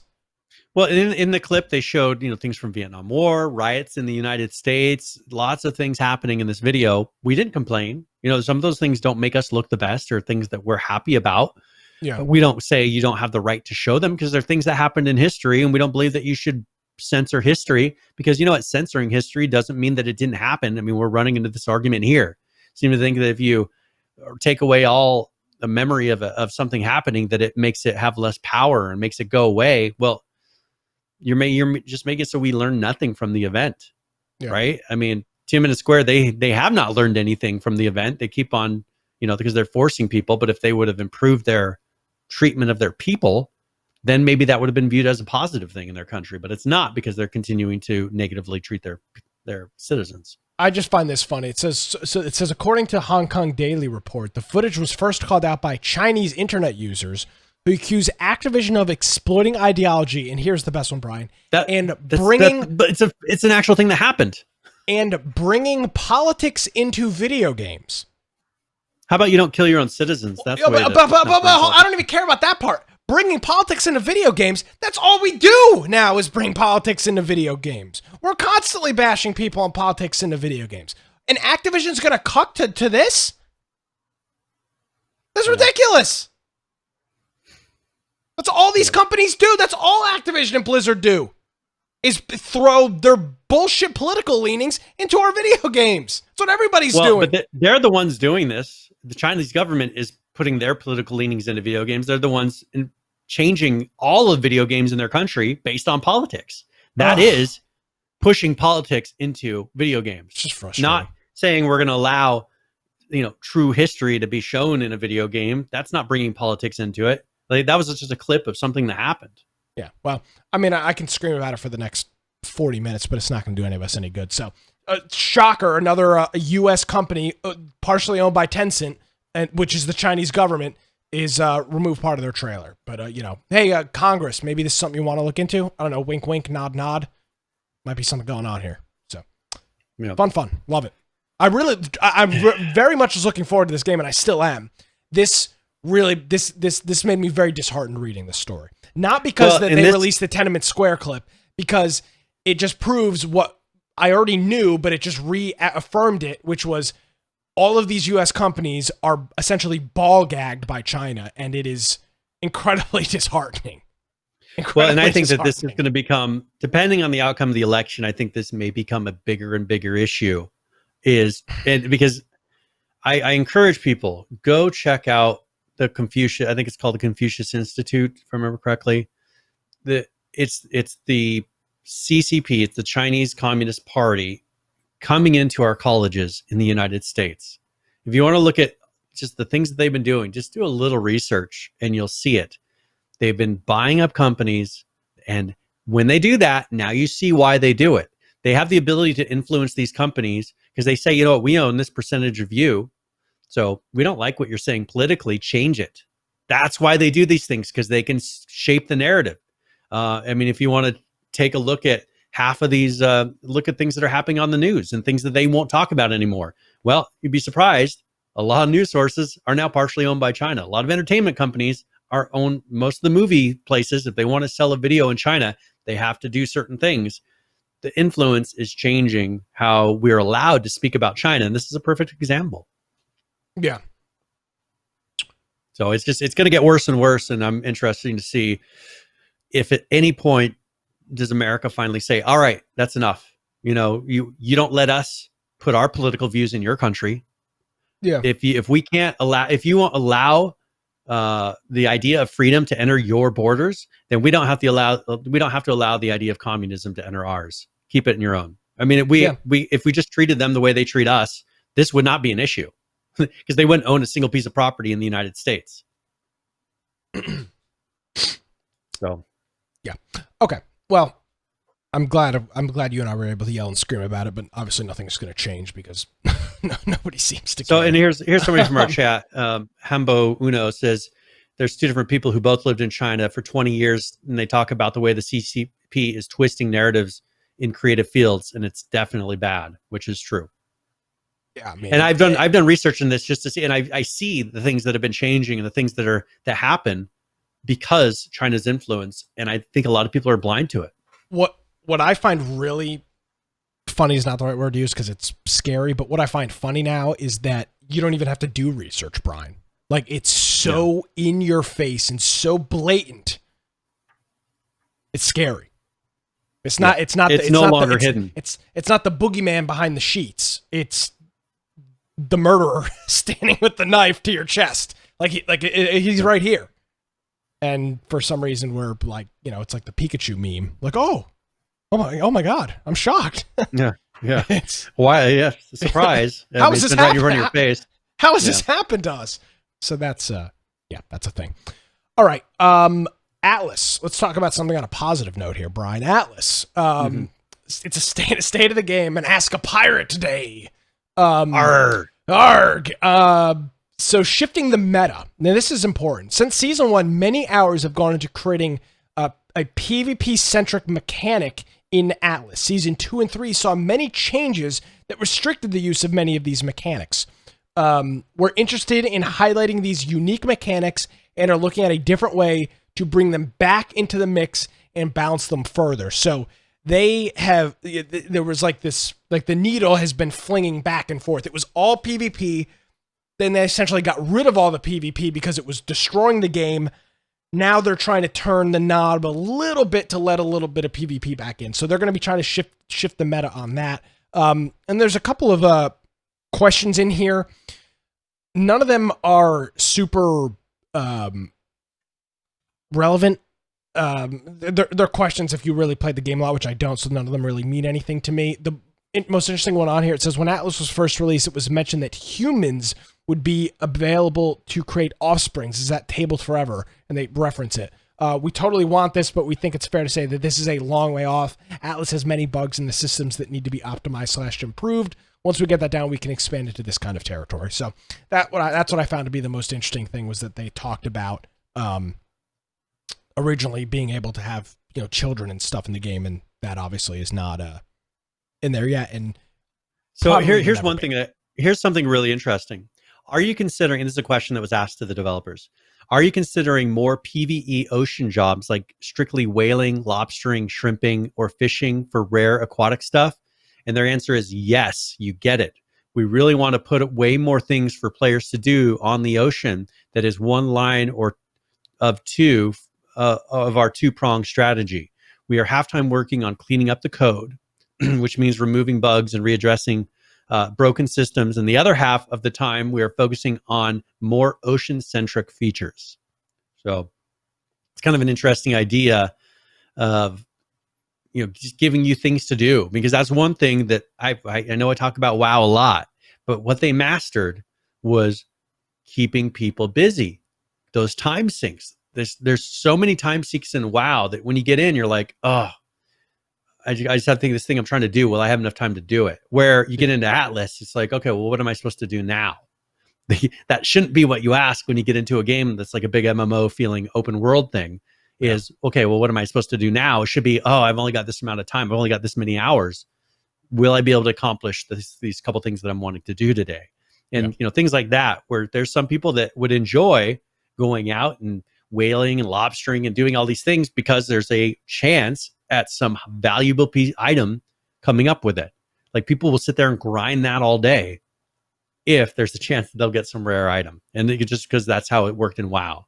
So this will be interesting to see if they really take this to the point of creating a lot of little extra things that you can do in the game, to where you don't have to be building a ship. You don't have to be gathering resources. You don't have to be doing, you know, one specific thing. Because right now, would you say that there's very much more than one path to do inside of this whole game? There's not really an alternative. You're building a ship so you can make a ship that you can go on it and then hopefully not get sunk. Yeah, that's the whole point of the game. I would make the argument it's too little, too late. I mean, I don't think that there was so much emphasis and hype around this when it was first released. They're never going to get that back. I mean, this is almost it'll be 3 years this Christmas, right? 2 something years like that. Christmas. I mean, maybe 2 years. Yeah, I think more like 2 years. This is going to be one of those kind of slow grinds back, and maybe if they get the formula just right, you'll get a decent number of people playing it. But man, they should have really done this right the first time if they were trying to fill these servers, because right now they're going to struggle to fill one server, I think, for a while. Well, we'll find out coming up here in about 20 minutes how many people. Oh yeah. So that's Atlas, and we'll have a link to it if you want to check out some of the other questions that were asked. Yeah, as well. Some good stuff, just not super relevant unless you're all in. Yep. All right. There's the Rust video. Did you want to do that here really quick? Yeah, absolutely. Okay. What are we looking at here? So this is just a Shadowfrax video, and he's going over some of the new things that they're going to be putting in. First of all, some destroyable road signs, windscreens, and weather changes, which should get you all excited. Oh yeah, here we go. Yep. Greetings, survivors and friends. Shadowfrax here with what's happening in Rust development this week, where we have a couple of new works in progress and some words on optimization. But first, you know road signs, and you know how they add to the immersion, even though their placement usually makes less sense than an inflatable voodoo doll. Also, you know they're indestructible, right? Well, not for long, as the first steps are being made to allow us to destroy and harvest them, which probably means they'll give us cloth or something. More on this when it happens. Also, related to this, road signs have had their culling distance increased to 75 meters to prevent players in fast-moving vehicles from wrapping themselves around them because they popped into existence at the last moment. Talking of which, now on staging, cars have had an important upgrade. Normal and armoured cockpits now have windscreens, which protect the driver from frontal assaults and brake after 90 and 280 damage has been done to the cockpit respectively. There are no side windows here, but it should impact anyone trying to have a crack at attacking you as you're driving towards them. How dare they? There are a few optimization efforts going on at the moment that might make you feel a bit better. There's a branch called Animator Optimization, although I'm not sure of the details on this one yet. Hopefully we'll be able to explain it for you soon. However, another body of work that's been going on for a while is jib pooling. And what's that? Well, a lot of objects in Rust are pooled, which is basically a way to disable and enable them from a common pot instead of creating them from scratch each time and then destroying them afterwards, which obviously costs more to do. Jibs, the little bits that things break into when you destroy them, weren't pooled until now. So this has been fixed. This should make a big difference in some cases, as instead of making, say, 30 little physics objects in one go when something gets knackered, some already disabled ones can be reused. Not only this, but another big thing that was changed was the shape of physics objects. Instead of using the mesh as a collider, they're now using simple shapes like boxes, capsules, and spheres where possible.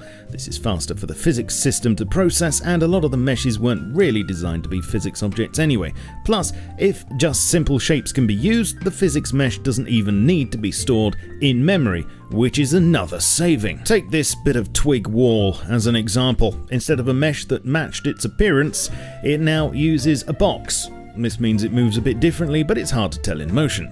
So what, you say? I'm not interested in all of this. Get to the point. Get on with it. Well, to give some idea of how this has helped, destroying a water barrel used to take around 1.7 milliseconds, now it only takes 0.58 milliseconds and uses 90% less memory. Damn. What a savings. All of this stuff adds up, as we've seen lately, and the team continue to chip away at performance wherever they can. In other news, servers you have direct connected to in the console should be correctly added to your server history as of next forced wipe, and in works in progress. Improvements to AI and NPC brains are being made on a separate branch, although this is just experimental at the moment. The boat shop monument continues to be worked on, but sadly I don't have any new visuals yet. Still, much work is happening with HDRP 2, but perhaps the Commit of the Week award has to go to this one. Yes, it looks like work has just begun on a branch called Weather 2.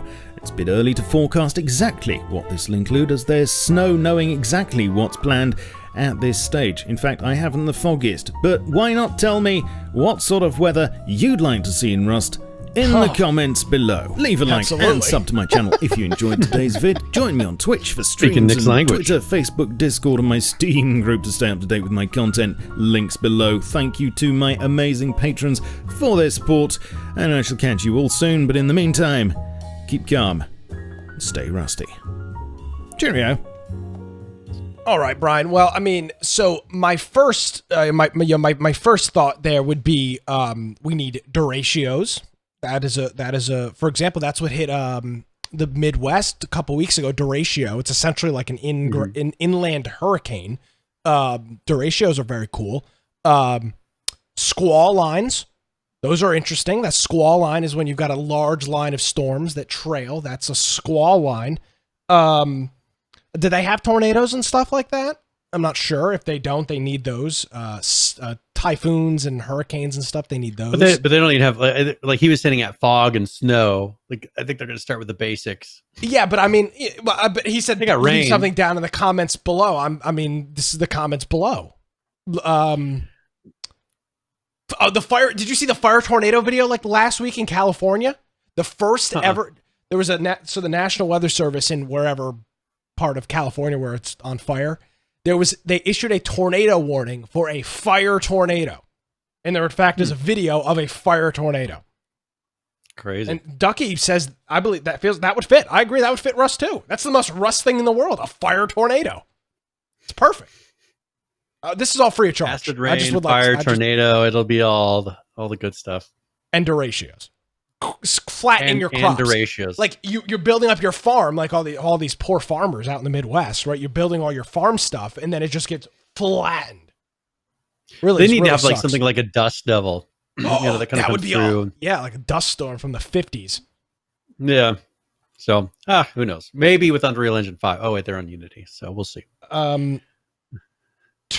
Tag re-hit us up here with the 14-month resubscribe and says, Joe sold my Dead Matter key. Give them back, Joe.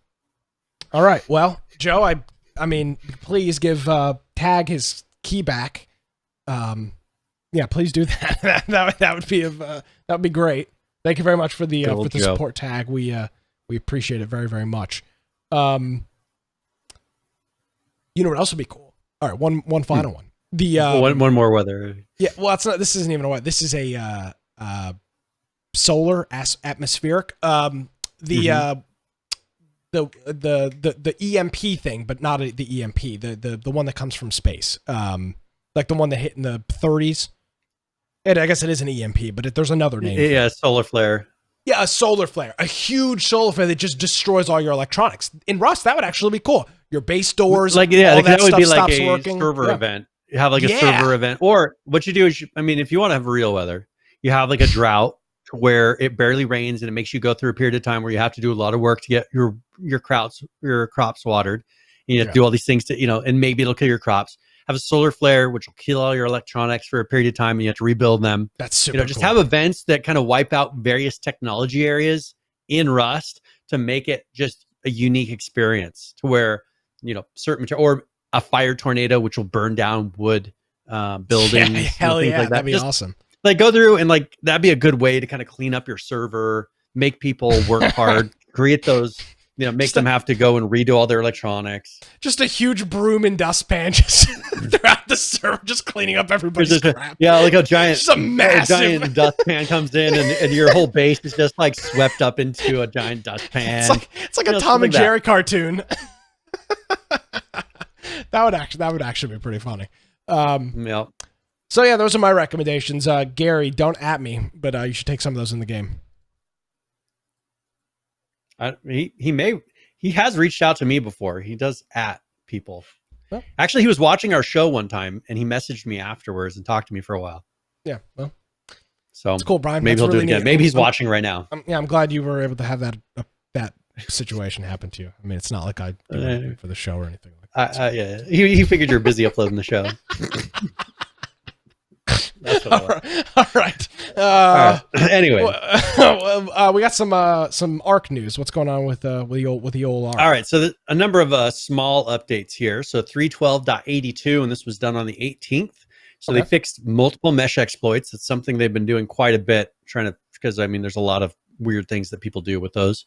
The admin command destroy tribe structures less than now works correctly on teams that are not part of the tribe.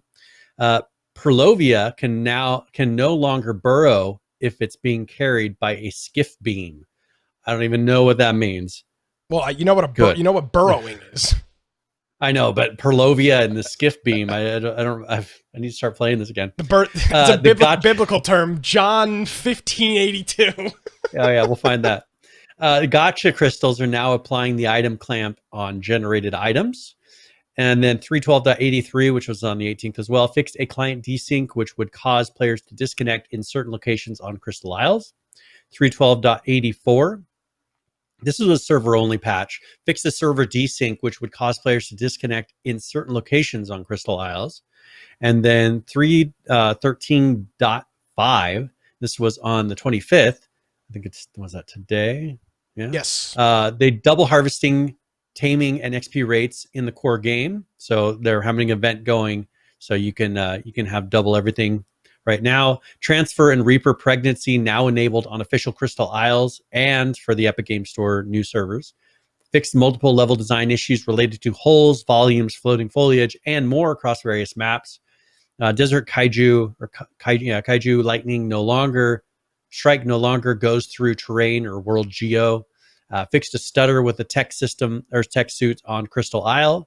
The Reaper Kings and Rockwell fight no longer are tameable. The set name now correctly checks for admin.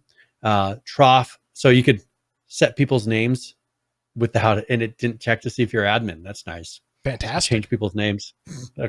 Nothing could go wrong with that. The trough now remembers the state of the visual indicator on a load of save game, and then they fixed multiple mesh exploits. So that makes us current with 3.13.5. Very cool. Thank you. Thank you for that, Brian. Nothing super crazy there with Arc. No. Well, Brian, it's happened. And it's been a long time coming, but we officially, as of just like a little bit ago, have Alpha 19 official for 7 days to die. Alpha 19 Stable is out. So now you can go back and change your properties in Steam to play the regular version of the game, which of course is still alpha, but it is the stable alpha. It is out. The patch notes, I just did a quick Control P, are 54 printed pages, Nice. which we're going to start now reading through, and hopefully we'll be done by next For the next Tuesday. hour. I mean, we'll get done before I got to go to my hockey game. We're going to put a text to speech on, and we're just going to let it. We're just gonna walk away, read, and just let it go. And I'll come back in the morning before getting ready for work, and hopefully it is done by then. But Alpha 19 is out. Alpha 19 is not compatible with previous Alpha worlds or saved games. So if you were playing on a single player Alpha 18 save, you're gonna have to restart or don't update. Well, I don't think you have a choice of not updating. You're gonna lose your save. So you'll have to do that, and they're also advising that you delete your 7 days to die game save data folder before playing to fix any glitches. I'm not reading through any of the notes here. It's just way too much. And we've talked about a whole bunch of them already, and they do have a bug reporting tool on here as well. So if there are bugs, which I'm sure there still are, you can go ahead and report those. The links for all of this stuff will be in the show notes. Again, 54 pages of notes. Most of it we've talked about in the show in the past, but very cool stuff from the Fun Pimps. One thing that they did do in this is they added 3 new Alpha 19 pre-generated maps. Oh, so one thing I'll be interested to see what size those are. See if it'd be worth, if when we go and play this, maybe trying one of, whatever their biggest pre-generated map is, try loading that and seeing, what it looks like, and if it's very different from the generated ones. Yeah. So, I just got a little bit of some other news here, Brian. It's not necessarily gaming news, but so Gamescom is doing a virtual thing this year, and let's see, is this opening night live, which I believe is something to do with Gamescom opening night live. They're doing like a virtual show. It's going to feature 38 games in 2 hours. Okay. So that's nice. That's coming in the next. I don't know when this is. I've just got sent a link to it on Twitter. Oh, it's Thursday. It's this Thursday. Did not know that. Thursday through Sunday. Yes. But opening night live is like their kickoff. It's held by the Jeff guy that does the Game Awards. And it's Thursday night. And there are 38 games, 18 different publishers, 2 hours Thursday night. We'll have more soon. One thing I'm interested in, TikToks is one of the partners for this. I wonder how that works. They're being forced to be sold in the next month now. Yeah. And they're one of the partners of this game. Yeah. I do wonder, why is the Chinese government partnering with Gamescom? That is an odd thing. You may want to look into that in your own time. Anyways, so just wanted to bring that up. All right, so let's talk really quickly. There was some news from Bethesda regarding Elder Scrolls 6. Okay. And people are not incredibly happy because they are saying that it's still quite a ways away. And so really? This is something that they keep saying. At the time, they said the release was very, very far away. And now they're still saying that it's very far away. Now so they removed a very. Hines confirmed we won't be seeing anything about. They removed a very. Yeah, it was very, very far. Now it's just very far. Now it's very far. Yeah. So it's just it's gonna be a while. So they said a long time. They said there won't be anything to share for a long time. So in other words, 2 years after its reveal, it doesn't seem like we are at all much closer to seeing anything more. It wasn't a reveal. It was a mountaintop. It was a camera over a mountain, and it was like Elder Scrolls 6. Yeah, It wasn't a so they didn't reveal. show any gameplay or anything else. No, they showed nothing. It was like a wallpaper. It's like they went in the wallpaper engine and just grabbed a flyover or went on, Video Hive or whatever and just threw Elder Scrolls 6 on it. There was no, no announcement. One thing they did say is, it most likely won't be seeing this until at least 2024 by the earliest. Oh my God. So we're 4 years out. 4? Yeah. 4 years out from the earliest. I mean, I'm just trying to think where I'm going to be in 4. I don't 4 years. I can't. I don't even know how to respond to that. Why would they have shown it why would they have shown that 6 years before even the glimpse of the game? Before they even announce it. Yeah. Yes. That's what I'm saying. I mean, that's really, they haven't really announced it yet because they haven't shown anything that's actually relevant to the game to show that they have real anything made. Do you know anything that announces 6 years before they come out that they're coming out? 6-year announcement? Hey, set your calendar. 6 years from now. I mean, if they're going to, every time they release a GTA, they're going to say, hey, and announcing the next GTA. I mean, they could do that and pull it off. It'd be 6 or 7 years. Yeah, but GTA doesn't. But GTA doesn't pull out. GTA doesn't hype. I know, but I'm saying if they wanted to match this, they got to say it the day they release one of their games that they're going to be having the next one. Imagine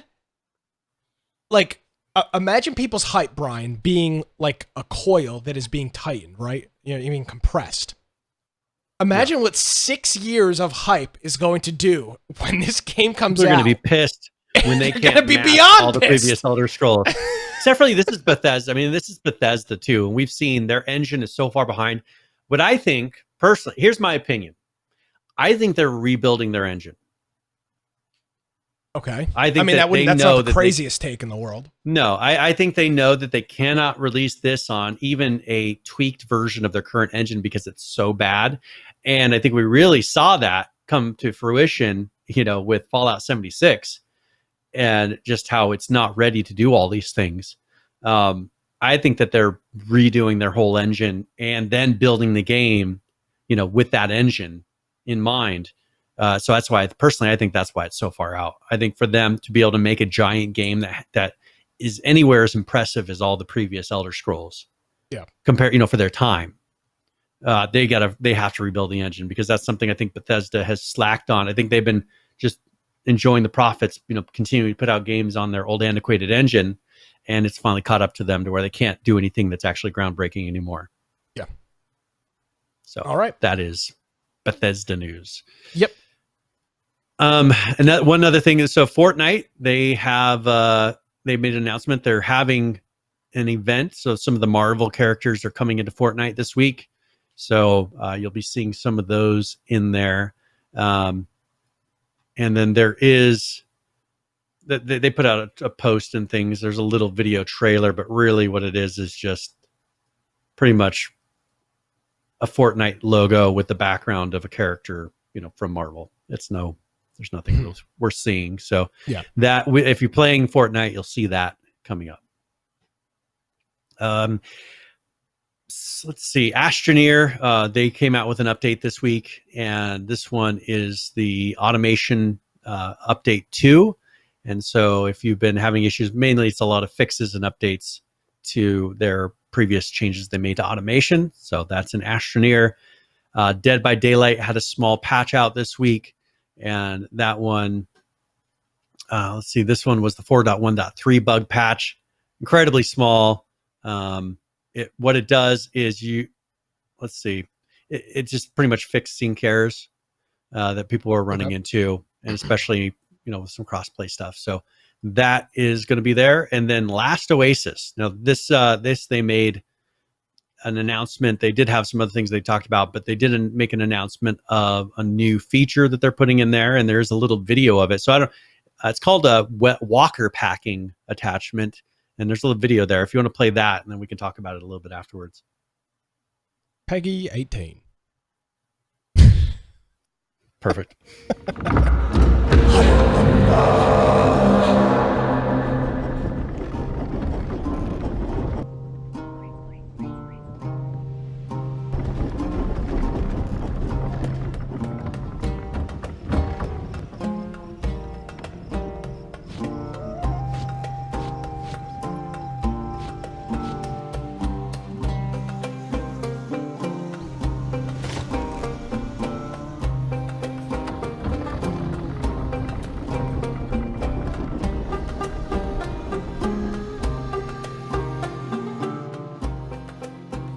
Okay. What did we just look at there, Mr. Brian?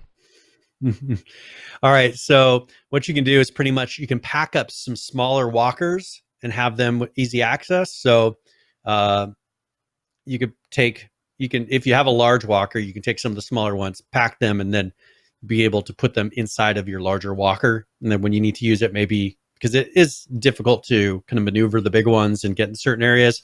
And especially if you're trying to go and harvest smaller items. So you can unpack the smaller walker, bring it out, run around with it for a while, and then put it away when you're done. So gotcha. That's pretty much it. So cool. And then one final thing here is El Scummo. We've got an update here, and they've introduced a couple new weapons, Brian. The Yump 45 is now in the game. 45 caliber, high rate. It's not a submachine gun. I guess that technically would be considered that. Yeah, it's pretty much a sub. So they've got that in there, the UMP 45, and then they've got new variations to the MP5. So they've now got the MP5 SD and the MP5K, two different versions of that in there, as well as a bunch of bug fixes, quality of life commands, and then another round of private server shoutouts. So they go through and shout out some different servers and whatnot. So there you go. That is very that cool. Is and we'll have to figure out at some point when they release some really cool feature, if we want to try it again and actually see if it plays, because we haven't played it since the disaster one, right? The time I couldn't play. Yeah. So we'll have to try it again once maybe they release some new feature that's relevant. They knew what I would have said about it if I played it, so they turned it off. All right, let's look at some current players, Brian. Some people that are playing some different video games. Let's start it off with Ark. Currently playing this 31,832. The 24-hour peak 56,893 with a 7-day peak 66,577. Moving on over to Rust, currently playing 45,915. The 24-hour peak, 65,963, with a 7-day peak of 72,203. Moving on over to 7 Days to Die, newly released 7 Days to Die, currently playing 22,912. The 24-hour peak, 27,837, and the 7-day peak, 35,834. Very, very impressive numbers from the folks over at 7 Days to Die. And finally, Atlas, currently playing 2,244. The 24-hour peak, 2,939, with a 7-day peak, 3,924. And that is and how many players, do those servers hold? 14,000 or something? 40,000. 40,000. 40,000, yep. So definitely not filling their servers. Soon TM. Yeah. All right. Let's go ahead and go on to tip of the week, and that's where they either give a general gaming tip or one for a specific game. And since we can finally start talking about it, I figure I'll do this for New World. So this is tip of the week.